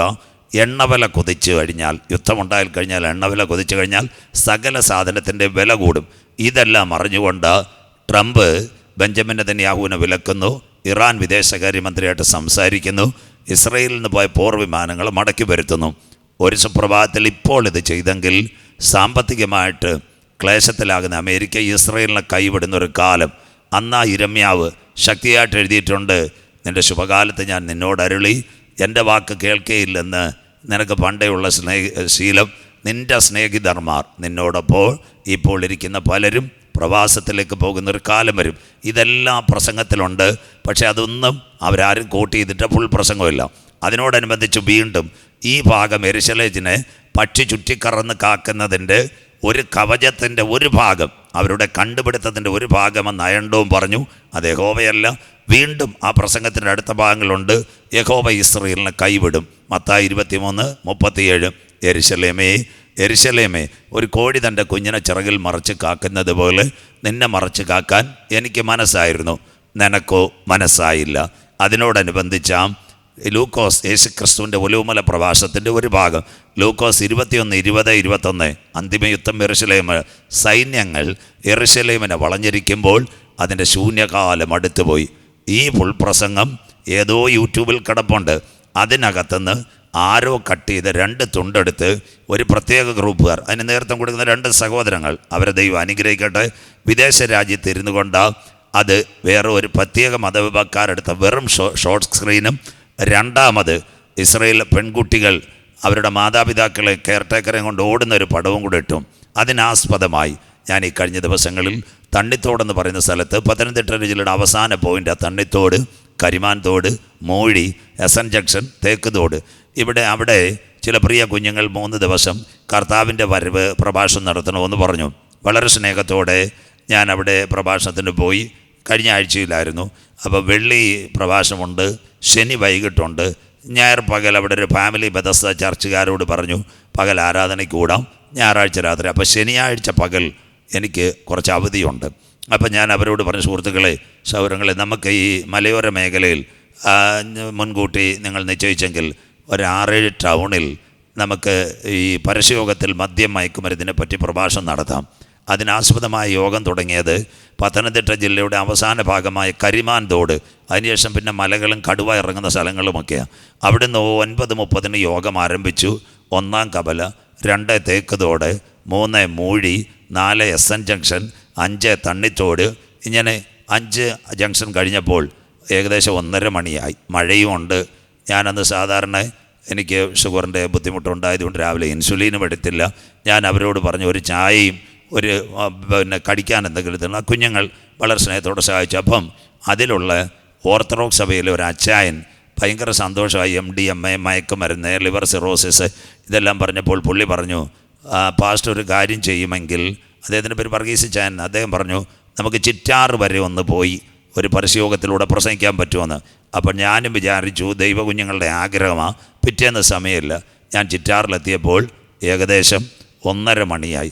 1:30 മണിക്ക് അവിടെ ഇറങ്ങി വെള്ളം കുടിച്ചിട്ട് 45 മിനിറ്റ് ഞാൻ ചിറ്റാർ ബസ് സ്റ്റാൻഡിൽ ഈ മദ്യത്തിനും മയക്കുമരുന്നും അതിൽ നിന്ന് ഞങ്ങളെ വിടുവിച്ച ഏക സത്യദൈവം യേശു ക്രിസ്തു എന്ന് പറഞ്ഞു. അത് കഴിഞ്ഞ് MDMA പറ്റിയും ഹാഷിനെ പറ്റിയും കഞ്ചാവുകളിനെ പറ്റിയൊക്കെ പറഞ്ഞപ്പോൾ പ്രിയപ്പെട്ട സുഹൃത്തുക്കളെ, അനേകം ഇസ്ലാം സഹോദരങ്ങൾ വന്നിട്ട് എനിക്ക് അവിടെ കൈ തന്നു. അവിടെ അവർ പറഞ്ഞൊരു കാര്യമുണ്ട്. എന്നെ വിളിച്ച സാറേ എന്നാ, സാറേ ഇവിടെ മദ്യവും മയക്കുമരുന്നും വളരെ സജീവമാണ് ഇത് കേൾക്കുന്നവർ. അപ്പോൾ അവർ വളരെ സന്തോഷത്തോടെ പറഞ്ഞു അവിടുന്ന് 2:30 മണിക്ക് യാത്ര ചെയ്തു. അപ്പോൾ അവരുടെ ഒരാഗ്രഹം കൂടെ തണ്ണിത്തോട് ഒരു പോയിൻ്റ് കൂടെ പ്രസംഗിക്കണമെന്ന്. ഞാനൊരു ആഹാരവും കഴിച്ചില്ല. 2:30 മണിക്ക് വീണ്ടും തണ്ണിത്തോട് ബസ് സ്റ്റാൻഡിൽ വന്ന് 1 മണിക്കൂറൂടെ പ്രസംഗിച്ചപ്പോൾ 3:30 അപ്പോൾ എൻ്റെ കയ്യിൽ മൊബൈലില്ല. ഞാൻ അന്നേരം പരിശോധന പോകുന്നുണ്ട്, മൊബൈൽ എടുത്തതുമില്ല. 3:45 ഭക്ഷണം കഴിക്കാൻ വന്നു. ഞാൻ വളരെ ക്ഷീണം കൊണ്ട് അല്പം ചൂടുവെള്ളത്തിൽ കുളിച്ചപ്പോൾ മൊബൈൽ എടുത്തപ്പോൾ അതിനകത്ത് എന്നെ സ്നേഹിക്കുന്ന ഒരു അധ്യാപകൻ, അദ്ദേഹം ഒരു ബൈബിൾ കോളേജ് അധ്യാപകനാണ്, പേര് ഞാൻ വെളിപ്പെടുത്തില്ല. അദ്ദേഹം എനിക്ക് പ്രത്യേകിച്ച് ഒരു സ്ക്രീൻഷോട്ട് ഇട്ടിട്ട് പറഞ്ഞു, ദേവദാസനെ താങ്കൾ ചിറ്റാറിൽ പ്രസംഗിക്കുന്നത് കണ്ടു. അതേസമയം ഗ്രൂപ്പുകാർ അയൺ ഡോം എന്ന പേരിൽ എവിടുന്നോ കിട്ടിയ ക്ലിപ്പ് എടുത്ത് ഇങ്ങനെ വിട്ടുകൊണ്ടിരിക്കുന്നു, നേഴ്സുമാർ ഓടുന്ന കാഴ്ച. ഞാൻ ഭക്ഷണം കഴിച്ചു. 7 മണിക്ക് സ്റ്റേജിൽ വന്നപ്പോൾ വളരെ വേദനയോടെ അന്ന് 6 കവലകളിൽ 7 കവലകളിൽ 40 മിനിറ്റോളം പ്രസംഗിച്ചു. അന്നേരം തന്നെ ഒരു 7 മണിക്കൂർ പ്രസംഗിച്ചതിൻ്റെ നല്ല ക്ഷീണമുണ്ട്. അതിനാസ്പദമായി ഞാൻ സ്റ്റേജിൽ കയറിയപ്പോൾ ഇങ്ങനെ ഒരു കാര്യം പറഞ്ഞു, സുവിശേഷം പ്രസംഗിക്കുന്നവർക്ക് വേദനയുണ്ട്, യാതനയുണ്ട്, വിഷമമുണ്ട്. സഹോദരങ്ങളെ, നിങ്ങൾ പോസ്റ്റ് ഇടുന്നത് നല്ലതാണ്, സ്റ്റേജിൽ കയറുന്നത് നല്ലതാണ്, പ്രസംഗിക്കുന്നത് നല്ലതാണ്. പക്ഷേ അവരുടെ അവസ്ഥ അറിഞ്ഞ് നിങ്ങൾ പോസ്റ്റ് ഇടണം. ഞങ്ങളൊക്കെ മരുന്നും ഇൻസുലിനും എടുത്ത് സ്റ്റേജിൽ പ്രസംഗിക്കുന്നത് ഒരു വ്യക്തിയുടെ മാനസാന്തരത്തിന് വേണ്ടിയാണ്. അത് ഞാൻ പറഞ്ഞു, ദൈവവചനത്തെ മറുതലിക്കുന്നവരെ നിങ്ങളിത് ഓർക്കണം. ദൈവം ന്യായവിധിയുടെ ദൈവമാണ്. അബ്രഹാമിൻ്റെ മമ്രയുടെ തോപ്പിൽ അവിടെ അനുഗ്രഹിക്കുമ്പോൾ തന്നെ തൊട്ടടുത്ത് സോദോമിനെ ന്യായം വിധിച്ചവനും സ്വർഗത്തിലെ ദൈവം. അതുകൊണ്ട് ദൈവനാമത്തിൽ ഞാൻ പറയാം, ആ പ്രസംഗത്തിൽ ഇച്ചിരി കടന്ന കൈയായി ന്യായവിധി എന്ന് പറഞ്ഞ 3-4 ഭാഗം പല ഭാഗത്തും ഉൾപ്പെടുത്തി നിങ്ങളുടെ തലമുറകളെ ന്യായം വിധിക്കുമെന്ന് പറഞ്ഞു. അത് ആരും തെറ്റായി വ്യാഖ്യാനിക്കേണ്ട. അന്നേരത്തെ ആ ഇമോഷൻ, ഓരോ മനുഷ്യനും ഓരോ ഇമോഷനുണ്ട്, ടെൻഷനുണ്ട്. അതുകൊണ്ട് അതിനകത്ത് പാസ്റ്റർമാരുടെ മക്കളെന്നോ സഭാ നേതാക്കളുടെ മക്കളെന്നോ ദൈവമക്കളെന്നോ ഒരിക്കൽ പോലും ആക്ഷേപിച്ചിട്ടില്ല. ഒരു കാര്യം കൂടെ ഞാൻ പറഞ്ഞു, വെളിപ്പാട് പുസ്തകം എടുത്താൽ പറഞ്ഞത്, ഞാൻ വരികയും നീ മടങ്ങി വരാതിരിക്കുകയും ചെയ്താൽ എൻ്റെ നിലവിളക്ക് നിൻ്റെ നിലയിൽ തന്നെ കെടുത്തിക്കളയും. ആത്മാവ് സഭകളോട് പറയുന്നത് ചെവിയുള്ളവൻ കേൾക്കട്ടെ. ഇങ്ങനെ ഒരു ഭാഗമായിരുന്നു കൃപയാൽ പറഞ്ഞു നിർത്തിയത്. അവിടെ ഞാൻ നിർവ്യാജം ചില വാക്കുകൾ കടത്തുപോയി. അത് ചില ആൾക്കാർ പറയുന്ന പോലെ മൈക്ക് കൈ കിട്ടിയാൽ ചില വാക്കുകൾ കടത്തു. എങ്കിലും ഒരു വ്യക്തിയുടെ പേര് പരാമർശിച്ചില്ല, ഒരു സഭാ നേതാവിൻ്റെ പേര് പരാമർശിച്ചില്ല, എന്നോടൊപ്പം സുവിശേഷം പ്രസംഗിക്കുന്നവരുടെ പേര് പരാമർശിച്ചില്ല. ഞാൻ അതിൽ ഒരു കാര്യം പരാമർശിച്ചത് ദൈവവചനം. അതിനകത്ത് വ്യക്തമായി പറയുന്നുണ്ട്. ഇപ്പോഴും ആ വീഡിയോ ഓൺലൈനിൽ കിടപ്പുണ്ട്. അതിൻ്റെ പ്രത്യേകത പറയുന്നുണ്ട്, സ്റ്റേജിൽ പ്രസംഗിക്കുന്നവരെ പറ്റി പോസ്റ്റ് ഇടുമ്പോൾ നിങ്ങൾ പ്രസംഗിക്കാൻ തയ്യാറാണെങ്കിൽ നിങ്ങൾക്ക് ഞാൻ പണം തരാം, സന്തോഷം. അത് കഴിഞ്ഞ് ചങ്കൂറ്റത്തോടെ 4-5 ദിവസം ഒരേ സമയം പ്രസംഗിക്കുമ്പോൾ തൻ്റെ ഇടത്തോടെ പറഞ്ഞ് അതിനകത്ത് വേണേ 5 സെൻറ്റ് വസ്തുവും വാങ്ങിച്ചു തരാം. അത്രയും കാര്യങ്ങൾ പറഞ്ഞു. ആ വാക്കുകൾ ഏതൊക്കെയോ സഹോദരങ്ങൾക്ക് വളരെ ദുഃഖമുണ്ടായി. അതിൽ ഞാൻ നിർവ്യാജം ഖേദിക്കുന്നു. ഒരിക്കൽ കൂടി ഈ ലൈനിൽ കൂടി തിരുവചനം പ്രസംഗിക്കുന്ന ഞാൻ സ്റ്റേജിനകത്ത് പ്രസംഗിച്ചപ്പോൾ ഏതോ ന്യായവിധിയുടെ വാക്കുകൾ എൻ്റെ അതരത്തിൽ നിന്ന് വന്ന് അത് ഏതെങ്കിലും കുഞ്ഞുങ്ങൾക്ക് വേദന ഉണ്ടായിട്ടുണ്ടെങ്കിൽ ദൈവനാമത്തിൽ ദൈവം അവരെ അനുഗ്രഹിക്കട്ടെ, ക്ഷമ ചോദിക്കുന്നു. ഞാനൊരു കാര്യം പറഞ്ഞു, യഹോവയെ മറക്കുന്നവരെ ഇതോർത്തുകൊള്ളുവിൻ, യഹോവ നിന്നെ കീറിക്കളയും, വിടുവിപ്പാൻ ആരും ഉണ്ടാകുകയില്ല. സങ്കീർത്തനം 50:22. ഒരു പകൽ മുഴുവനും മഴയത്ത് ആഹാരം കഴിക്കാതെ പരസ്യയോഗവും പ്രസംഗിച്ച് 4 മണിക്ക് വീട്ടിൽ വന്ന് കഞ്ഞി കുടിച്ച് 7 മണിക്ക് വെള്ള ഉടുപ്പോട്ട് സ്റ്റേജിൽ കയറുന്ന ഒരു വ്യക്തിയുടെ മാനസികാവസ്ഥ, ഞാനടക്കം എൻ്റെ സുഹൃത്തുക്കൾ അനവധി പേര് സ്റ്റേജിലുണ്ട്, ഞാനടക്കം എല്ലാവരും വളരെ ടെൻഷനെ കാര്യം മെഡിസിനൊക്കെ എടുക്കുന്നവരാണ്. അപ്പോൾ അവരുടെ വായിൽ നിന്ന് എന്തെങ്കിലും കാര്യം വന്നത് ഓർത്ത് അതനുസരിച്ച് അത് പോസ്റ്റ് ചെയ്തപ്പോഴാണ് രണ്ടാമത്തെ പോസ്റ്റ് കണ്ട്, ആദ്യത്തെ പോസ്റ്റ് കണ്ടിട്ട് അയൺ ഡോം എന്ന് പറയുന്നൊരു രേഖ മാർക്കിങ് ഇങ്ങനെയൊക്കെ ഇടാൻ പറഞ്ഞു, പോളിംഗ് ഒക്കെ നടത്തുക കണ്ടു. അതിലെനിക്കൊരു പരിഭവവുമില്ല. രണ്ടാമത് മലയാളി പെൺകുട്ടികൾ തങ്ങളുടെ മാതാപിതാക്കളെയും കൊണ്ട് കെയർടേക്കറായി ഓടുന്ന ഒരു വീഡിയോയും ഇസ്രയേലിനകത്ത് അയൺ ഡോമിനെ ഭേദിച്ച് മിസൈൽ വീഴുന്ന കണ്ടിട്ട് അയൺ ഡോം എന്ന യഹോവ എവിടെയെന്ന് പറഞ്ഞ് പോസ്റ്റ് ഇട്ടപ്പോഴാണ് അങ്ങനൊരു പ്രതികരണത്തിന് ഞാൻ തയ്യാറായത്. അത് കഴിഞ്ഞതിന് ശേഷവും ആ വീഡിയോ ഇട്ട സുഹൃത്ത് അദ്ദേഹത്തിൻ്റെ റീച്ചിന് വേണ്ടി, ഞാൻ അദ്ദേഹത്തെ ഒരു വിമർശനമില്ല, എന്നെ സ്റ്റേജിൽ പ്രസംഗിക്കുന്നവരെ പറ്റി തുണ്ടിടുന്നവരുടെ മുന്നറിയിപ്പെന്ന് വെച്ചാണ് അദ്ദേഹം ആ ലൈവ് കൺവെൻഷൻ കൂടാതെ എക്സ്ട്രാ അത് കട്ട് ചെയ്തത്. ഇപ്പോൾ ഞാൻ തിരുവനന്തപുരത്ത് വിട്ടിരിക്കുമ്പോൾ തന്നെ ഏകദേശം 55,000 പേര് കണ്ടു. അത് അദ്ദേഹത്തിൻ്റെ മാനസികമായിട്ട് അദ്ദേഹം ഇട്ടതായിരിക്കും, ഞാൻ വിമർശിക്കാൻ ആളല്ല. അത് കണ്ടിട്ട് വീണ്ടും ചില ഗ്രൂപ്പുകാർ ഈ ഗ്രൂപ്പുമായിട്ട് ബന്ധപ്പെട്ട് ബ്രദറൻ സഭയിൽ അദ്ദേഹമായിട്ട് എനിക്ക് യാതൊരു ഇടപാടുമില്ല, അദ്ദേഹത്തിൻ്റെ പേരും വെളിപ്പെടുത്തുന്നില്ല, സീനിയറായിട്ടൊരു വ്യക്തി, ഇന്ന് വരെയും ഇല്ലാത്തൊരു വ്യക്തി, ഈ ഇറാൻ ഈ പ്രോക്സികളെ എടുക്കുന്നത് പോലെ ഹമാസിനെയും അതുപോലെ തന്നെ ഹൂത്തിയെയും ഹിസ്ബുള്ളെ എടുക്കുന്ന പോലെ കഴിഞ്ഞ ദിവസവും അദ്ദേഹം എനിക്കെതിരെ വന്നു. അദ്ദേഹം എനിക്കൊരു ചായ വാങ്ങിച്ചു തന്നിട്ടില്ല, ആ സഭയായിട്ട് എനിക്കൊരു ബന്ധമില്ല. പ്രിയ സാറേ, നിങ്ങളെ ഏൽപ്പിച്ച ദൗത്യം നിങ്ങൾ നിർവഹിക്കുക.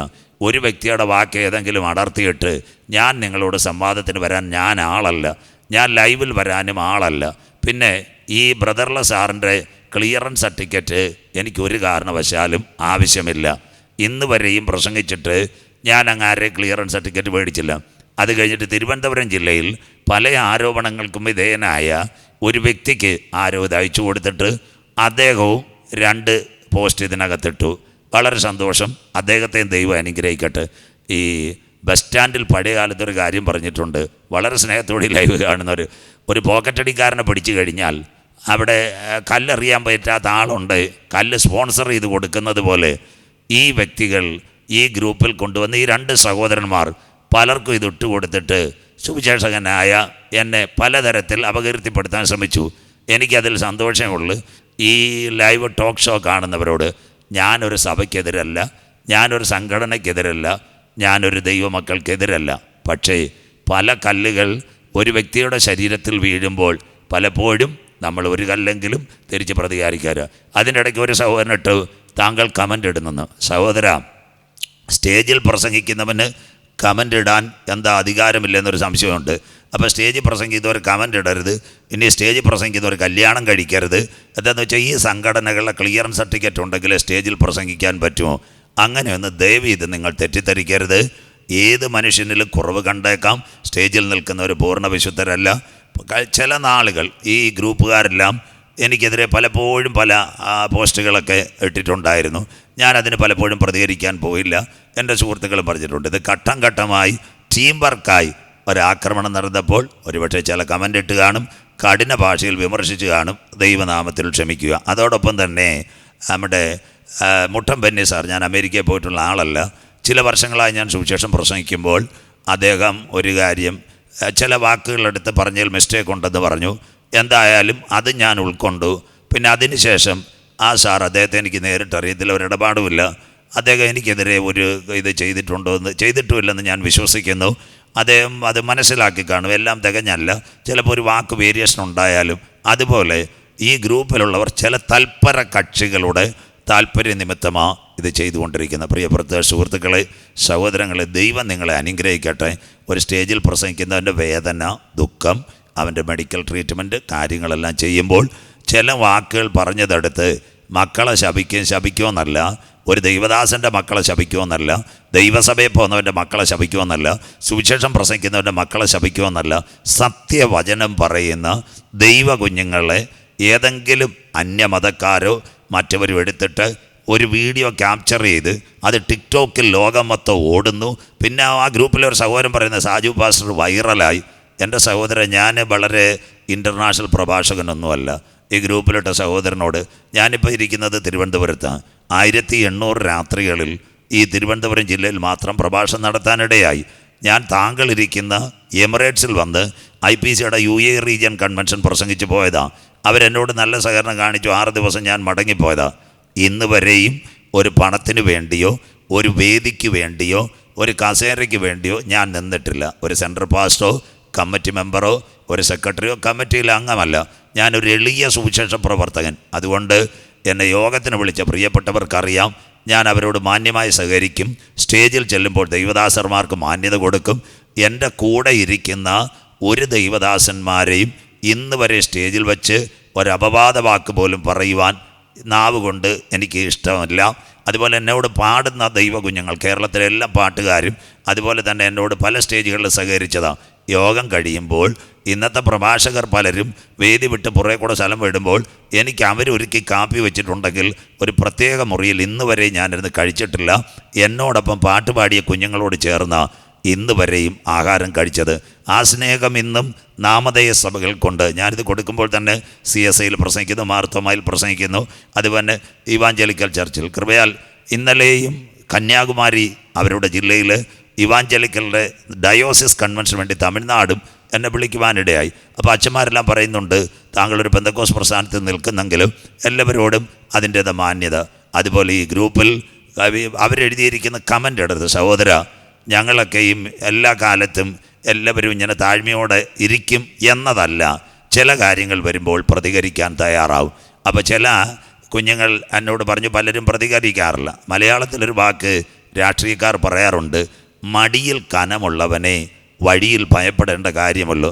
ഞാനൊരു പോലീസ് കേസ് പ്രതിയല്ല, ഞാനൊരു FIR കേസിൽ പ്രതിയല്ല, സംഘടനയുടെ പണം തട്ടിയ ആളല്ല, അല്ലെ ആർക്കെങ്കിലും നിയമനം കൊടുക്കാമെന്ന് പിൻവാതിൽ കൂടി കാശ് മേടിച്ച ആളല്ല. അതുകൊണ്ട് നല്ല ചങ്കൂറ്റത്തോടെ ഒരിക്കൽ കൂടി പ്രതികരിക്കുവാൻ കഴിവുണ്ടെന്നുള്ളതാണ്. അതുകൊണ്ട് പ്രിയപ്പെട്ട സുഹൃത്തുക്കളെ, ഏതെങ്കിലും ഒരു സ്ലോട്ട് എടുത്ത് നിങ്ങളൊരു വ്യക്തിയെ അധിക്ഷേപിക്കുമ്പോൾ അത് ദൈവനാമത്തിനോടുള്ള നിന്ദയായി വരരുത്. അത് നിങ്ങൾക്ക് ദൈവം ഭാരമായി വെക്കരുത്. പല കുഞ്ഞുങ്ങളും എവിടെയോ ഓസ്ട്രേലിയയിലോ ഇരുന്നൊക്കെ പല പാസ്റ്റർമാരോ ആരൊക്കെയോ പല കമൻറ്റ് ഇട്ടിട്ടുണ്ട്. ആ ദൈവമക്കളോട് ആന്ധ്രാപ്രദേശിൽ നിന്ന് ഒരു ചെറുപ്പക്കാരൻ കമൻറ്റ് ഇട്ടിട്ടുണ്ട്, മകനെ നിങ്ങളൊക്കെ വന്ന് ഈ പരസ്യയോഗത്തിലും കവലയോഗത്തിലും ഒക്കെ ഒന്ന് പ്രസംഗിക്കാൻ ദൈവം നിങ്ങളെ ബലപ്പെടുത്തട്ടെ എന്ന് പ്രാർത്ഥിക്കുന്നു. കമൻ്റ് ഇടാനും തുണ്ട് കൊടുക്കാനും അതിനെ സൂമിൽ വരാനും ഒന്നും ദൈവനാമത്തിൽ ഞാൻ തയ്യാറുള്ള ആളുമല്ല. അതുപോലെ തന്നെ ഒരു വിദേശ യാത്ര നടത്തുന്ന സമയത്ത് നമുക്ക് പാസ്പോർട്ടുണ്ട്, ബോർഡിംഗ് പാസ്സുണ്ട്, ടിക്കറ്റുണ്ട്, പാസ്പോർട്ടുണ്ട്. അത് കഴിഞ്ഞിട്ട് ഫൈനൽ ചെക്ക് പോലെ ഒരു ക്ലിയറൻസ് കഴിഞ്ഞിട്ട് ഗേറ്റ് തുറക്കുന്ന പോലെ ഇന്ന് ചില ഗ്രൂപ്പുകാർ വിചാരിക്കുന്നുണ്ട് അവരുടെ ക്ലിയറൻസ് സർട്ടിഫിക്കറ്റ് ഉണ്ടെങ്കിൽ മാത്രമേ വേദി കിട്ടുമെന്ന്, അവരെ കാല് പിടിച്ചെങ്കിൽ മാത്രമേ വേദി കിട്ടുമെന്ന്. അത് മിഥ്യമായ ധാരണയാണ് സഹോദരങ്ങൾ, നിങ്ങളത് മനസ്സിലാക്കുക. കേരളത്തിലെ മുൻനിര പ്രസ്ഥാനങ്ങൾ ഒരിക്കൽ കൂടി ഇന്ത്യ പെന്തക്കോസ്ത് ദൈവസഭയുടെ 80 സെൻട്രൽ കൺവെൻഷനുകളിൽ കൃപയാൽ പ്രസംഗിക്കാനിടയായിത്തീർന്നു. അസംബ്ലീസ് കോഡിൻ്റെ മിക്ക കൺവെൻഷനിലും, ചർച്ച് കോഡിൻ്റെ ഡിസ്ട്രിക്ട് കൺവെൻഷനിലും, ഷാരോൺ ഫെലോഷിപ്പ് അടക്കം ഞാൻ നിൽക്കുന്ന പ്രസ്ഥാനത്തിൽ അനവധി വേദികൾ അതുപോലെ പ്രസംഗിക്കാൻ ദൈവം ഇടയാക്കി. അതുകൊണ്ട് ഈ ഗ്രൂപ്പിലുള്ള ബഹുമാന്യ സഹോദരങ്ങളോട് ദൈവനാമത്തിൽ പറയുന്നു, സത്യസുവിശേഷം മറയില്ലാതെ പ്രസംഗിക്കുവാൻ കരുത്തോടെ നിൽക്കുന്ന ഒരു വേലക്കാരന് നിങ്ങളുടെ ക്ലിയറൻസ് സർട്ടിഫിക്കറ്റ് വേണ്ട. അതിനകത്ത് വേറെ ചിലർ എഴുതിയിരിക്കുന്നൊരു ഭാഗമുണ്ട്, ഞാനതൊന്നും മൊബൈലിൽ കോട്ട് ചെയ്യുന്നില്ല. ഡയറക്റ്റ് ക്യാമറയുടെ മുൻപിൽ നിങ്ങൾക്ക് വേണ്ടി, താങ്കൾ ഇനി സ്റ്റേജ് പോയാൽ എങ്ങനെ ജീവിക്കും? കുഞ്ഞ്, വിളിച്ച ദൈവം വിശ്വസ്തനാ. ഹാഗാറിൻ്റെ ദൈവം നമ്മളെ കൈവിടത്തില്ല. ഏലിയാവിന് കാക്കയെ അയക്കുവാൻ നല്ലൊരു കർത്താവ് ഉണ്ടായിരുന്നെങ്കിൽ ആ ദൈവം വിശ്വസ്തനാ. അതുകൊണ്ട് യഹോവ എൻ്റെ രക്ഷയും എൻ്റെ വെളിച്ചവും, ഞാൻ ആരെ ഭയപ്പെടും? അതുകൊണ്ട് ഗ്രൂപ്പിൽ പോസ്റ്റ് ചെയ്യുന്ന സഹോദരങ്ങൾക്ക് എന്തെങ്കിലും മുറിവേറ്റിട്ടുണ്ടെങ്കിൽ വചനം പ്രസംഗിക്കുന്ന ഞാൻ ഒരിക്കൽ കൂടി എൻ്റെ ഭാഗത്ത് വീഴ്ച ഉണ്ടായെങ്കിൽ ദൈവസന്നിധിയിൽ ഞാൻ ക്ഷമിക്കുന്നു. ഒരു ദൈവദാസനെയോ ഒരു കുഞ്ഞുങ്ങളെയോ ഒരു വ്യക്തികളെയോ ഞാൻ ഇമിറ്റേറ്റ് ചെയ്തോ അവരുടെ കുടുംബത്തെ പറ്റിയോ അവരുടെ ജീവിതത്തെ പറ്റിയോ ഒരു വചനം പിടിക്കുന്ന തലമുറകളെ പറ്റിയോ പറയുന്നില്ല. ദൈവവചനത്തിൻ്റെ ഭാഗമെടുത്ത് ഒരു സത്യസുവിശേഷം പറയുന്ന വ്യക്തിക്കെതിരെ ഏതെങ്കിലും ആരെങ്കിലും അയച്ചു കൊടുക്കുന്ന ഒരു സ്ലോട്ടിട്ട് നിങ്ങൾ അപകീർത്തിപ്പെടുമ്പോൾ ദൂഷിക്കപ്പെടുന്നത് ദൈവനാമ. ടിക്ടോക്കിലിട്ടവർ വീഡിയോ പിൻവലിച്ചു, ആ സമുദായം ഇട്ടവരും വീഡിയോ പിൻവലിച്ചു കൊണ്ടുപോയി. പക്ഷേ ഇന്നും നമ്മുടെ ആൾക്കാർ അത് വെച്ച് അവരുടെ ഗ്രൂപ്പിൻ്റെ മേന്മ വർദ്ധിപ്പിക്കുന്നു. ദൈവം അവരെ അനുഗ്രഹിക്കട്ടെ. പ്രത്യേകിച്ച് ഇങ്ങനെ ഒരു ക്ലാരിഫിക്കേഷൻ കൊടുക്കുന്ന നിങ്ങളുടെ ആരുടെയും നിർബന്ധപ്രകാരമല്ല. അനേക ദൈവകുഞ്ഞുങ്ങൾ അനേക നാട്ടിൽ നിന്ന് എന്നോടൊപ്പം സംസാരിച്ചത് കൊണ്ട് ഈ ഒരു ക്ലാരിഫിക്കേഷൻ കൊടുക്കുന്നത്. One more time revise. ഈ അഭിമുഖത്തിൽ ഞാൻ ഈ ലൈവിൽ ഈ വീഡിയോ ടോക്കിൽ കൊടുക്കുമ്പോൾ അയണ്ടോം ഒരിക്കലും യഹോവയല്ല, അല്ലെങ്കിൽ ആരോ യഹോവയല്ല, ഡേവിഡ് സ്ലിംഗ് യഹോവയല്ല, താഡ് സിസ്റ്റം യഹോവയല്ല. ഇസ്രായേലിൻ്റെ ടെക്നോളജിയിൽ ദൈവം അവർക്ക് പകർന്നു കൊടുത്ത ഒരു ടെക്നോളജി ഡിവൈസായി ഇത്. അതുകൊണ്ട് യെരുശലേമിലേക്ക് പോലും അത്യാവശ്യം മിസൈലൊക്കെ വീഴാതെ അവരുടെ ടെക്നോളജി അവർ കാത്തു. അതുകൊണ്ട് അയൺ ഡോം യഹോവയല്ല, സൈന്യങ്ങളുടെ യഹോവ യെരുശലേമിനെ കാക്കും. ആ യെരുശലേമിനെ പിന്നെ കൈവിടുന്നത് യഹൂദൻ്റെ നിലവിളി ഉയരും. അതുകൊണ്ട് എസെക്കേൽ 38:7-8 ഏറിയ നാൾ കഴിഞ്ഞ് ഇസ്രായേൽ സന്ദർശിക്കപ്പെടും. അതാ വാളിനൊഴിഞ്ഞു പോയതും പല ജാതികളിൽ നിന്ന് ശേഖരിക്കപ്പെട്ടതുമായ ഒരു ദേശത്തേക്ക് ഒടുക്കം നീ വന്നു ചേരും. അത് നിരന്തരം ശൂന്യമായി കിടന്ന ഇസ്രായേൽ പർവ്വതനിരം. അന്നേരമാ ഈ യെരുശലേമിലൊക്കെ നിലവിളി വരുന്നത്. അതിനൊരുപാട് സമയമുണ്ട്. അതിൻ്റെ തുടക്കമാ ഇറാൻ വിഷയത്തിൽ റഷ്യ, വടക്കൻ കൊറിയ, ചൈന ഇതൊരുമിക്കുന്നത് ഒരു ലോകമഹായുദ്ധത്തിൻ്റെ വഴിത്താര ലോകം രണ്ട് ചേരിൽ. അതുപോലെ വിശുദ്ധ ബൈബിൾ ആരെയും ശപിക്കാൻ പറയുന്നില്ല, ന്യായവിധി മാത്രമാണ് ഞാൻ പറഞ്ഞ് ദൈവത്തോട് മറുതല. അബ്രഹാമിനോട് ദൈവം പറഞ്ഞു, നിന്നെ അനുഗ്രഹിക്കുന്നവരെ ഞാൻ അനുഗ്രഹിക്കും, നിന്നെ ശപിക്കുന്നവരെ ഞാൻ ശപിക്കും. ഞാൻ പേര് പറഞ്ഞ് ആരെയും ശപിക്കാനല്ല, വചനത്തോട് മറുതലിച്ചാൽ ഈ പ്രസംഗിക്കുന്ന ഞാനും തിരുവചനത്തോട് മറുതലിച്ചാൽ എനിക്കും ന്യായവിധി ഉണ്ടാകുന്നൊരു വാക്യം അവിടെ കൺസെപ്റ്റ് ചെയ്ത് അതിനകത്ത് 1-2 വേടുകൾ ഒരതിര് കവിഞ്ഞിട്ടുണ്ടെങ്കിൽ താങ്കൾക്കോ പോസ്റ്റ് ഇടുന്ന സഹോദരങ്ങൾക്കോ ക്ഷമിക്കാൻ ഏറ്റവും നല്ലതായിരിക്കും. പോസ്റ്റ് ഇടുന്ന സഹോദരന്മാരെ, ഇന്ന് ഇതിനകത്ത് ഈ ബൂസ്റ്റ് എന്ന് പറഞ്ഞ് പോസ്റ്റ് എന്ന് പറയുന്നൊരു കാര്യമുണ്ട്.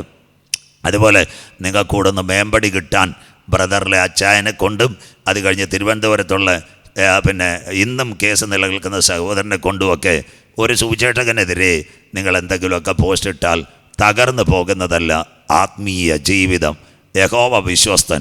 അതുകൊണ്ട് ഞങ്ങൾ പറയുന്നു, അവൻ നല്ലവനല്ലോ, അവൻ്റെ ദയ എന്നേക്കുമുള്ളത്. ഈ ലൈവ് കാണുന്ന ദൈവമക്കൾക്ക് ഞാനൊക്കെ പഠിച്ചതുകൊണ്ട് പറയാം, ഇംഗ്ലീഷിൽ നല്ലൊരു വേർഡുണ്ട്, give respect then take respect.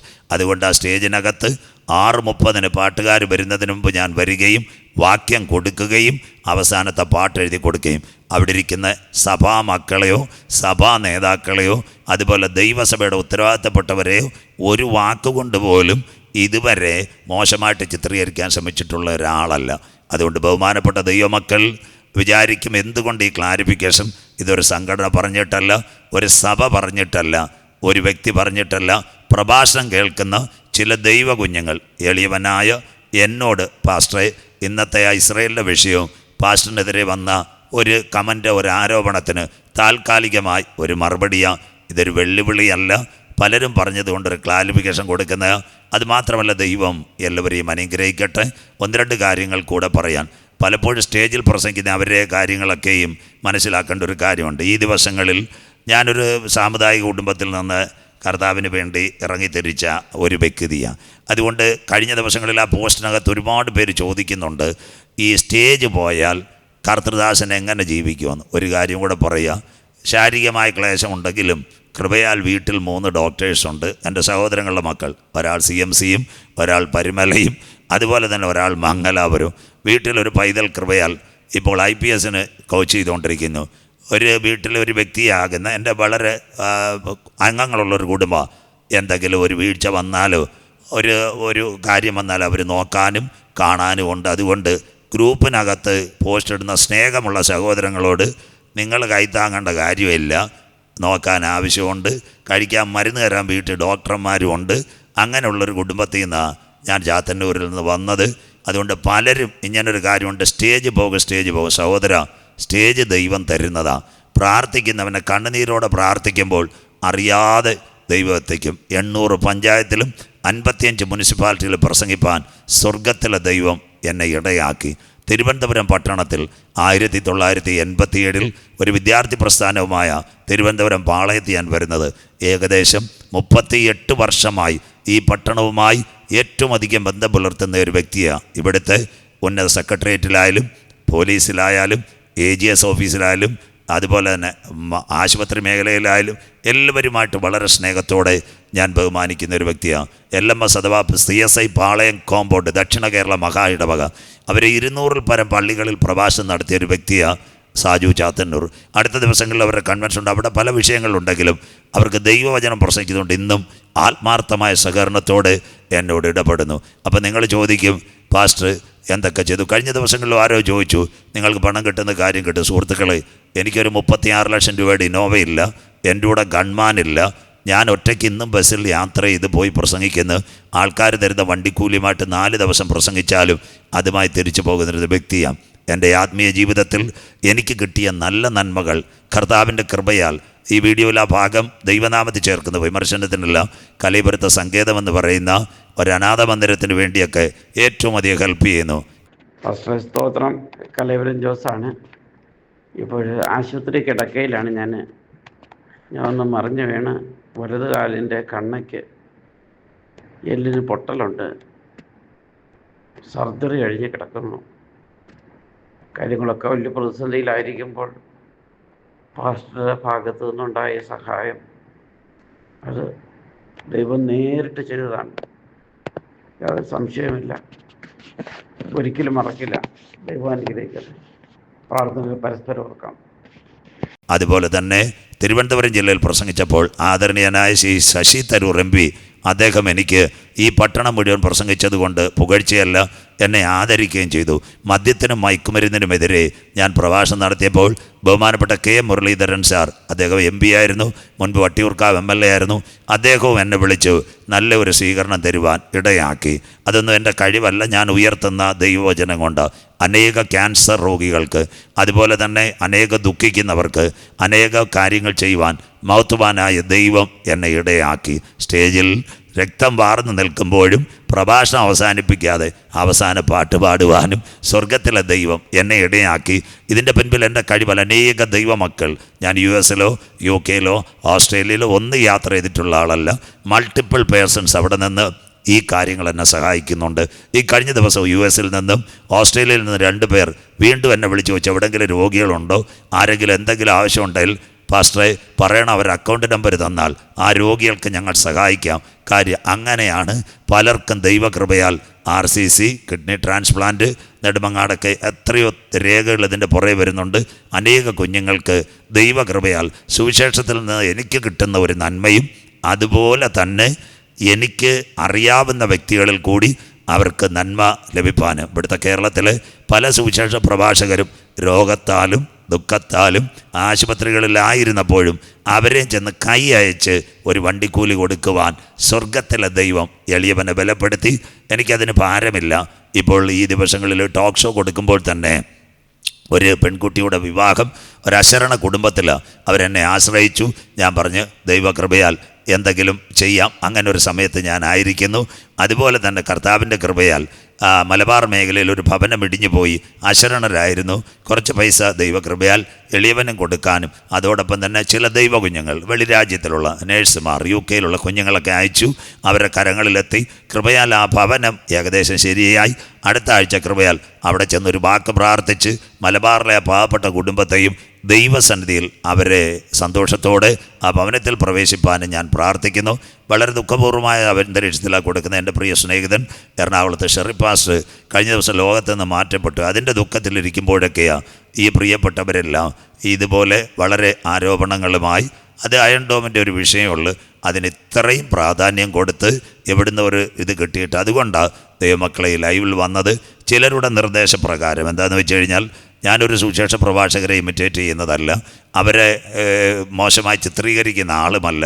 എനിക്ക് തലേന്ന് പലരും പ്രസംഗിക്കുന്നുണ്ട്, പിറ്റേന്നും പ്രസംഗിക്കുന്നുണ്ട്. ഞാൻ ആ യോഗം തുടങ്ങുമ്പോഴും തലേന്ന് പ്രസംഗിച്ച ദൈവമക്കൾ പറഞ്ഞതിൻ്റെ ഒരു ബാക്കി, അല്ലെങ്കിൽ അവസാനിക്കുമ്പോൾ പറയും നാളെ ഇതിൻ്റെ ബാക്കി കർത്തൃദാസന്മാർ സംസാരിക്കുമെന്ന് നല്ല വാക്കോട് കൂടെയാണ് പോകുന്നത്.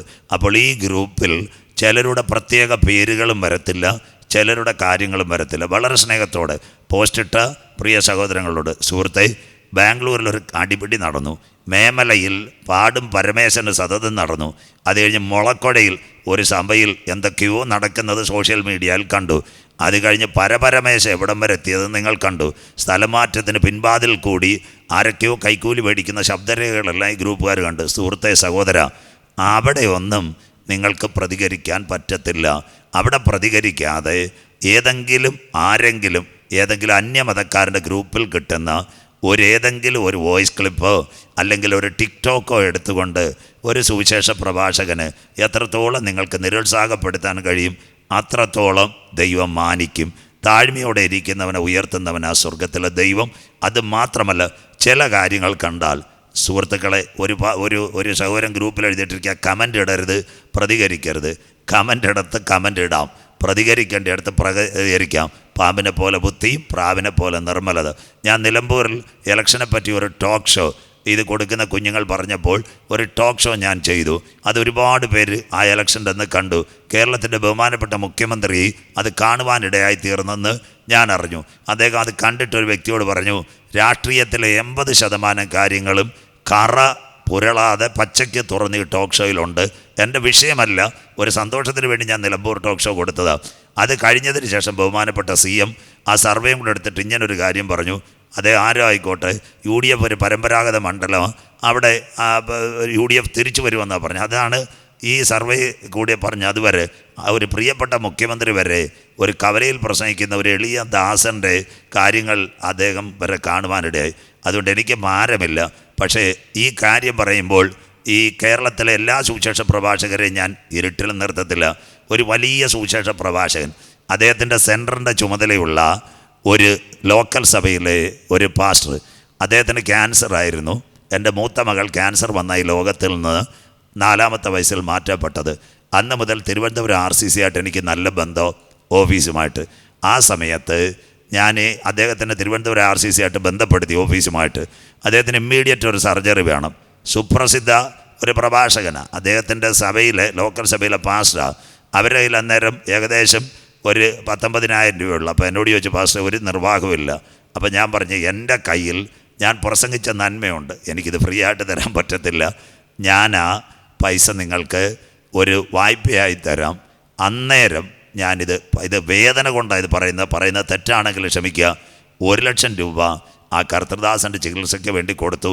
അദ്ദേഹത്തിൻ്റെ ചികിത്സ നടക്കുന്നു. കഴിഞ്ഞ ദിവസം കുറച്ച് പൈസയും കൂടെ വേണമെന്ന് പറഞ്ഞു. അത് ഞാൻ കൊടുത്തു. അവർ പറഞ്ഞു താമസം പിന്നെ അത് തരാം. അപ്പോൾ ലോക്കൽ സഭയിലെ ദൈവദാസനോട് സ്റ്റേജ് ഇളക്കുന്നതും ഈ ഗ്രൂപ്പിൻ്റെ വലിയ ഉയർന്ന ഒരു വ്യക്തിയായ ഗ്രൂപ്പിന് അവരുടെ സഹകാരിയായി നിൽക്കുന്ന പുള്ളി പറഞ്ഞ്, കുഞ്ഞെ പൈസയില്ല, പ്രാർത്ഥിക്കാമെന്ന്. സഹോദര, അത് കേൾക്കുന്ന സുഹൃത്തുക്കളെ, RCC വന്നിട്ട് പൈസയില്ലെന്ന് പറഞ്ഞിട്ട് കാര്യമില്ല, പ്രാർത്ഥിച്ചിട്ടും കാര്യമില്ല. അപ്പോൾ നിങ്ങൾ പറയും, പാസ്റ്റർ ഇത് എടുത്തു പറയുന്ന അദ്ദേഹത്തിന് SBI വഴി ചികിത്സയ്ക്ക് വേണ്ടി ട്രാൻസ്ഫർ ചെയ്യാൻ മഹത്വാനായ ദൈവം ഇടയാക്കി. ഫ്രീ ആയിട്ടല്ല. അദ്ദേഹത്തോട് ഞാൻ പറഞ്ഞു, എനിക്ക് കുടുംബമുണ്ട്, ഞാൻ പ്രസംഗിച്ച ഒരു നന്മയിൽ നിന്ന് തൽക്കാലം തരാം. 1,00,000 രൂപ കൊടുത്തു. അന്നേരവും ഈ സ്റ്റേജ് തകർത്ത് കാര്യം ചെയ്യുന്ന ഈ സെൻറ്ററിലെ ചുമതലയുള്ള വ്യക്തി ഒരു കട്ടൻ കാപ്പി പോലും മേടിച്ചു കൊടുക്കാനിടയില്ല. ആരെയും ദുഃഖിക്കാനല്ല. ചില കാര്യങ്ങൾ പുറത്ത് പറയുമ്പോൾ ഈ ഗ്രൂപ്പിലകത്തിടുന്ന കമൻ്റ് ഇടുന്നവരും അതുപോലെ വിമർശിക്കുന്നവരും പറയണം, പലരുടെയും പല കാര്യങ്ങളും ഞങ്ങൾക്ക് ലൈവിൽ കൂടെ വന്ന് പറയാം, കമൻറ്റിൽ കൂടി പറയാം. അതുകൊണ്ട് കഴിഞ്ഞ ദിവസം പല സുവിശേഷ പ്രഭാഷകരും എന്നെ വിളിച്ചിട്ട് പറഞ്ഞു, പാസ്റ്റർ എന്തുകൊണ്ട് പ്രതികരിക്കുന്നു? ഞാൻ പറഞ്ഞു, കുഞ്ഞെ, എനിക്ക് പ്രതികരിക്കാൻ എനിക്ക് നല്ല തൻ്റെ ഇടമുണ്ട്. ഞാൻ ആദ്യ ദിവസങ്ങളിൽ ഈ ലൈവ് അവരോട് പറഞ്ഞു, ഞാനൊരു വിദ്യാർത്ഥി പ്രസ്ഥാനത്തിൽ കൂടെ സ്റ്റേജിൽ കയറിയ ആളാണ്. അന്ന് തൊട്ടേ സ്റ്റേജിനോട് കവലയോഗത്തിനോട് എനിക്കൊരു താല്പര്യമാണ്. അതുകൊണ്ട് എനിക്കെവിടെ പ്രതികരിക്കണമെന്ന് എങ്ങനെ അറിയാം? പിന്നെ ഒരിക്കൽ കൂടി ആരോ ഒരു രാഷ്ട്രീയ നേതാവ് പണ്ട് പറഞ്ഞിട്ടുണ്ട്, മടിയിൽ കനമുള്ളവന് വഴിയിൽ ഭയന്നാൽ മതി. ഇന്ന് രാത്രി കൊണ്ട് എൻ്റെ യോഗം ഇവിടെ അവസാനിച്ചാലും എൻ്റെ കൊച്ചു വാഹനമെടുത്ത്, ഒരു പഴയ വാഹനത്തിൽ ഒരു ആംപ്ലിഫയറും എടുത്ത് 2 മൈക്കും വെച്ച് എവിടെയെങ്കിലും മദ്യം മയക്കുമരുന്ന് യേശു രക്ഷകനെന്ന് പറയുവാനും, ഞാൻ ഏറ്റവും കൂടുതൽ ബൈബിൾ ഇടുക്കി മേഖലയിൽ വിതരണം ചെയ്യുവാനും ദൈവം ഇടയാക്കി ഒത്തിരി മക്കൾ ബൈബിൾ എനിക്ക് തന്നു എവിടെയെങ്കിലും കൊടുക്കാൻ. അത് ചെയ്യുവാൻ ദൈവകൃപയുമുണ്ട്, ദൈവശക്തിയുമുണ്ട്. കഴിഞ്ഞ നാളുകളിലും വിവിധ സഭകൾ, IPC, assemblies of God, church of God, അത് കഴിഞ്ഞിട്ട് Sharon fellowship, new India, independent ചർച്ചുകൾ എളിയവനായ എന്നോട് നല്ല കൂട്ടായ്മ കാണിച്ചതിനായി നന്ദി. നേതൃത്വങ്ങളെ ദൈവം അനുഗ്രഹിക്കട്ടെ. സഭാമക്കളെ ദൈവം അനുഗ്രഹിക്കട്ടെ. അവിടുത്തെ വിശ്വാസ സമൂഹങ്ങളെ ദൈവം അനുഗ്രഹിക്കട്ടെ. വാഹനത്തിൽ കൊണ്ടുപോയവരുണ്ട്, വണ്ടിക്കൂലി തന്നവരുണ്ട്, അത് കഴിഞ്ഞ ശേഷം നല്ല വാക്ക് പറഞ്ഞവരുണ്ട്, മണിക്കൂർ കണക്കിന് സ്റ്റേജിൽ കട്ടൻ ചായ തന്നവരുണ്ട്. അവരെല്ലാം ദൈവത്താൽ അനുഗ്രഹിക്കപ്പെടട്ടെ. 6-ാം മാസം പിന്നിടുമ്പോൾ ഇങ്ങനെ ഒരിക്കലും ഒരു ലൈവ് വരണമെന്നോ ആരെയും വിമർശിക്കണമെന്നല്ല. പരിധി കടന്ന് ഒരു വ്യക്തിയെ പറ്റി വ്യക്തിഗത ഏതെങ്കിലും ഒരു തെറ്റ് വരുമ്പോൾ അതിനകത്ത് ആ വ്യക്തി അഥവാ സുവിശേഷം പ്രഭാഷണം നടത്തുന്ന എളിയവനായ ഞാൻ അതെന്തെങ്കിലും ഒരു വാക്ക് പറഞ്ഞെങ്കിൽ അതിനെ ക്രോഡീകരിച്ച് പല ഗ്രൂപ്പുകൾക്കും മാറി വിവിധ കോണുകളിൽ നിന്ന് തത്സമയം സുവിശേഷം പ്രസംഗിക്കുന്ന ഞാനടക്കമുള്ളവർ, നിങ്ങളെപ്പോലുള്ള ഗ്രൂപ്പുകാർ അധിക്ഷേപിക്കുമ്പോൾ ഇവിടെ ദൈവനാമം ദൂഷിക്കപ്പെടുന്നു. ദൈവം ഒരിക്കലും ശാപത്തിൻ്റെ ദൈവമല്ല. കാൽവറിയിൽ ക്രിസ്തു തൻ്റെ സഭയെ സ്നേഹിച്ചതുപോലെ ദൈവമക്കൾ സ്നേഹിക്കാൻ കടപ്പെട്ടവരാ. ഒരിക്കൽ കൂടി ഗ്രൂപ്പുകാരോടും ഈ കാണുന്ന മക്കളോടും എൻ്റെ വാക്കിനകത്ത്, ഒരു കൺവെൻഷൻ സ്റ്റേജിനകത്ത് ന്യായവിധി എന്ന ഒരു 4 ഭാഗം വന്നതിലും ചില വാക്യം കടന്നുപോയതിലും ദൈവനാമത്തിൽ നിർവ്യാജം ഞാൻ ക്ഷമ ചോദിക്കുന്നു. ആരെങ്കിലും കുഞ്ഞുങ്ങളുടെ ഉള്ളത്തിൽ ഒരു വേദന ഉണ്ടായിട്ടുണ്ടെങ്കിൽ അവർ ക്ഷമിക്കണമേ എന്ന് താല്പര്യം. ഒരിക്കൽ കൂടി ഈ ടോക്ക് ഷോ നിങ്ങളുടെ മുമ്പിൽ ലൈവ് അവസാനിക്കുന്നതിന് ഒരു കാര്യം പറയുന്നു. അയൺ ഡോം ഒരിക്കലും ഇസ്രയേലല്ല. അയൺ ഡോം ഇസ്രയേലിനെ സംരക്ഷിക്കുന്ന ഒരു ഡിവൈസ് മാത്രം. അതിനകത്ത് യെരൂശലേം കൈവിടപ്പെട്ട് പോകാതിരിപ്പാൻ, ഇസ്രയേൽ ജനം മടങ്ങി വരുവാൻ ആഹ്വാനം ചെയ്യുന്ന ഒരു പ്രസംഗത്തിൻ്റെ 71 വർഷത്തെ ഇസ്രയേലും ദൈവീക പരിപാലനത്തിൻ്റെ ഒരു ഭാഗത്ത് നിന്ന് അത് കട്ട് ചെയ്തുവന്ന് ഒരിക്കൽ കൂടി ഈ ടോക്ക് ഷോ കാണുന്ന എല്ലാവരെയും ദൈവം അനുഗ്രഹിക്കട്ടെ. അനീതി ചെയ്യുന്നവൻ അനീതി ചെയ്യട്ടെ, അഴുക്കാടുന്നവൻ അഴുക്കാടട്ടെ, നീതിമാൻ മുട്ടുമടക്കട്ടെ, വിശുദ്ധൻ ഒരിക്കൽ കൂടി കരയട്ടെ, സ്റ്റേജിൽ പ്രസംഗിക്കുന്ന എളിയവനും ഒരിക്കൽ കൂടി താഴ്മയോടെ ജീവിപ്പാനുള്ള കൃപ ദൈവം തരട്ടെ എന്ന് ഈ വീഡിയോയിൽ കൂടി ആഹ്വാനം ചെയ്യുന്നു. നമ്മുടെ കർത്താവ് വരാറായി. അടുത്ത ദിവസങ്ങളിൽ പുതിയ ജെറുസലേം എന്ന് പറയുന്നൊരു വിഷയവും ഉൽപ്പത്തി മുതൽ ജെറുസലേം വരെ ബൈബിൾ പഠന ക്ലാസ്സുമായി നിങ്ങളുടെ മുൻപിലേക്ക് കടന്നു വരും. ദൈവം എല്ലാ മക്കളെയും അനുഗ്രഹിക്കട്ടെ. God bless you, God bless you, God bless you. Thank you everyone.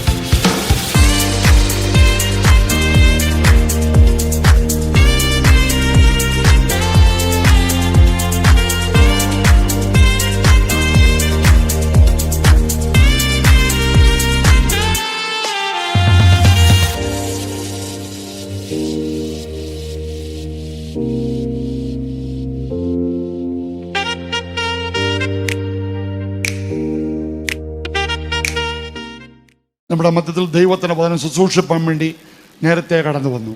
നേരത്തെ നമ്മളെല്ലാവരും വരുന്നതിനെക്കാട്ടും മുമ്പ്, ഈവൻ ഞാൻ വരുന്നതിന് മുമ്പ് കർത്താവിൻ്റെ വാസം വന്നു. I really appreciate that. നമ്മുടെ പ്രസംഗിക്കാൻ പറ്റുന്ന സകല പാസ്റ്റേഴ്സിനൊക്കെ പറയാം, അഡ്വാൻസ് ആയിട്ട് യോഗം തുടങ്ങുന്നതിന് മുമ്പ് നിർബന്ധമായിട്ട് ഇവിടെ വന്നിരിക്കണം ഇവിടെ പ്രസംഗിക്കാൻ. അത് വളരെ അത്യാവശ്യമുള്ള കാര്യമാണ്. അതിൻ്റെ കാരണം ഞാൻ പറയാൻ തോന്നുന്നു. ആരെങ്കിലും പ്രാസംഗികർ കയറ്റുന്നെങ്കിൽ ഓർത്തോണം, ദൈവത്തെ ആരാധിക്കുന്ന സമയത്ത് ദൈവം വരുന്ന പോലെ ഇടയ്ക്കൂടെ വന്ന് എല്ലാവർക്കും ഇങ്ങോട്ട് വന്ന് സ്റ്റേജിലുള്ള മുഴുവൻ കൈ കൊടുത്ത് നോ, അവർ കടന്നു വന്ന് ശുശ്രൂഷിക്കുന്നവരിവിടെ വന്ന് ദൈവത്തെ ആരാധിക്കണം. ഞാനത് ചെയ്യുന്ന ആളാ, ഞാനതിൽ വിശ്വസിക്കുന്ന ആളാ. കാരണം ആരാധിച്ചുകൊണ്ടിരിക്കുന്ന സമയത്ത് പ്രാസംഗികന് വലിയൊരു ദൈവം വരുന്ന പോലെ ഇങ്ങോട്ട് വന്ന് ഇടവും വലവുള്ളൊക്കെ എല്ലാവർക്കും തട്ടി കണ്ണടച്ച് ആരാധിക്കുന്നവർക്കും കൈ കൊടുത്ത് ഇങ്ങനെ വരും. No, never ever do that. ഇവിടെ ആരെല്ലാം പ്രാസംഗികനോട് അങ്ങനെ ചെയ്യുകയും ചെയ്യരുത്. ഇതൊരു പാഠമായിട്ടിരിക്കണം. കാരണം നമ്മൾ ദൈവത്തിൻ്റെ സെല്ല വന്നിരിക്കുന്നത്. രാജാതി രാജാവ്, കർത്താതി കർത്താവ്, ഭയങ്കരനായവൻ, വിശുദ്ധനായ ദൈവത്തിൻ്റെ സന്നിധിയിൽ അവന് കൊടുക്കേണ്ട മഹത്വം, മാനം, പുകഴ്ച എല്ലാവരുടെയും ദൃഷ്ടി അവങ്കൽ പതിഞ്ഞെന്ന. അതുകൊണ്ട് ഇന്ന് രാത്രികാലം കർത്താവിന്റെ ദാസൻ തക്ക സമയത്ത് നമ്മളെ മുമ്പേ വന്നു അപ്രീഷിയേറ്റ് ചെയ്യുന്നു. നമുക്ക് വളരെ പ്രാർത്ഥന ദിവസങ്ങളിലായിരിക്കാം. എല്ലാ കരങ്ങളും ഉയരട്ടെ.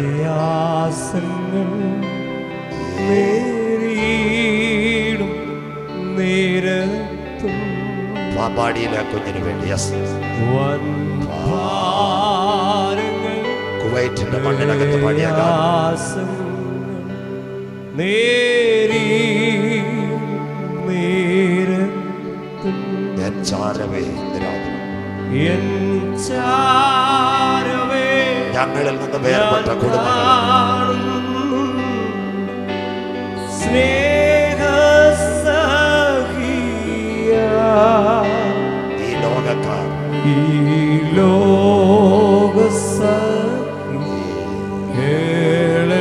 ലോകസഖികളെല്ലാരും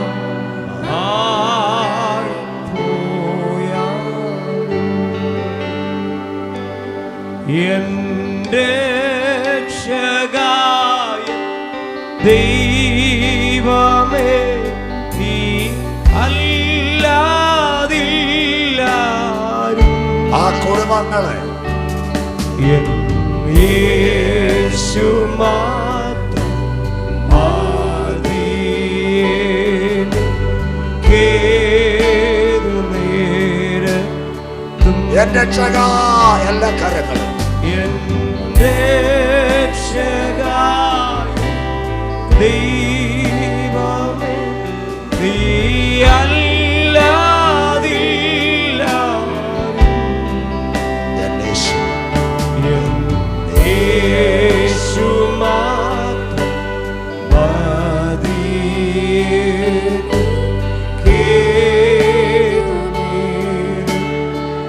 എൻ ക്ഷീണിത എൻ ക്ഷീണിത രോഗത്തിലും നീ മാത്രം വൈദ്യൻ. Thank you Lord. മറ്റാരെയും ഞാൻ കാണുന്നില്ല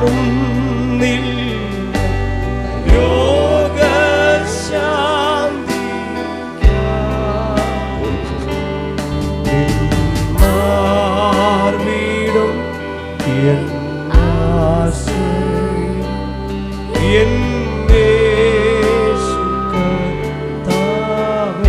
എല്ലാ കരങ്ങളും എൻ രക്ഷക എന്റെ രക്ഷകായ ദൈവം നീ അല്ലാതില്ലാരും എൻ യേശു യേശു മാത്രം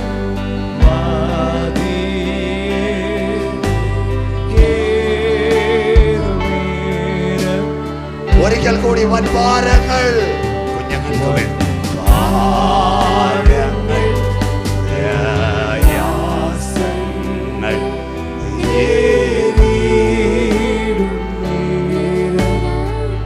എല്ലാ കരങ്ങളും ഉയരട്ടെ ആ കുഞ്ഞുങ്ങൾക്ക് വേണ്ടി, ആ കുടുംബങ്ങൾക്ക് വേണ്ടി പ്രാർത്ഥിക്കാം.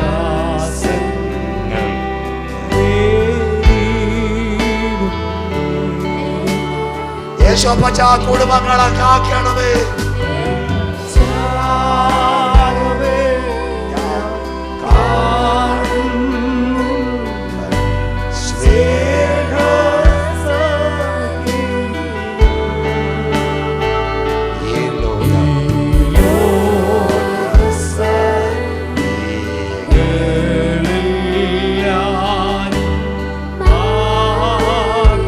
ആരൊക്കെ മാറിയാലും എൻ രക്ഷക എൻ ദൈവം. ആ കുഞ്ഞുങ്ങളുടെ കുടുംബങ്ങൾക്ക്, ആ സഹോദരിമാർക്ക്, ആ അപ്പച്ചന്മാർക്ക്, ആ അമ്മച്ചിമാർക്ക് യേശു ഞങ്ങളുടെ 50 കുഞ്ഞുങ്ങൾ ഒരിക്കൽ കൂടി എൻ രക്ഷക ഹൃദയത്തിന്റെ ആഴങ്ങൾ എല്ലാ കരങ്ങളും ഉയരട്ടെ. ദുഃഖത്തിലായിരിക്കുന്ന കുഞ്ഞുങ്ങളെ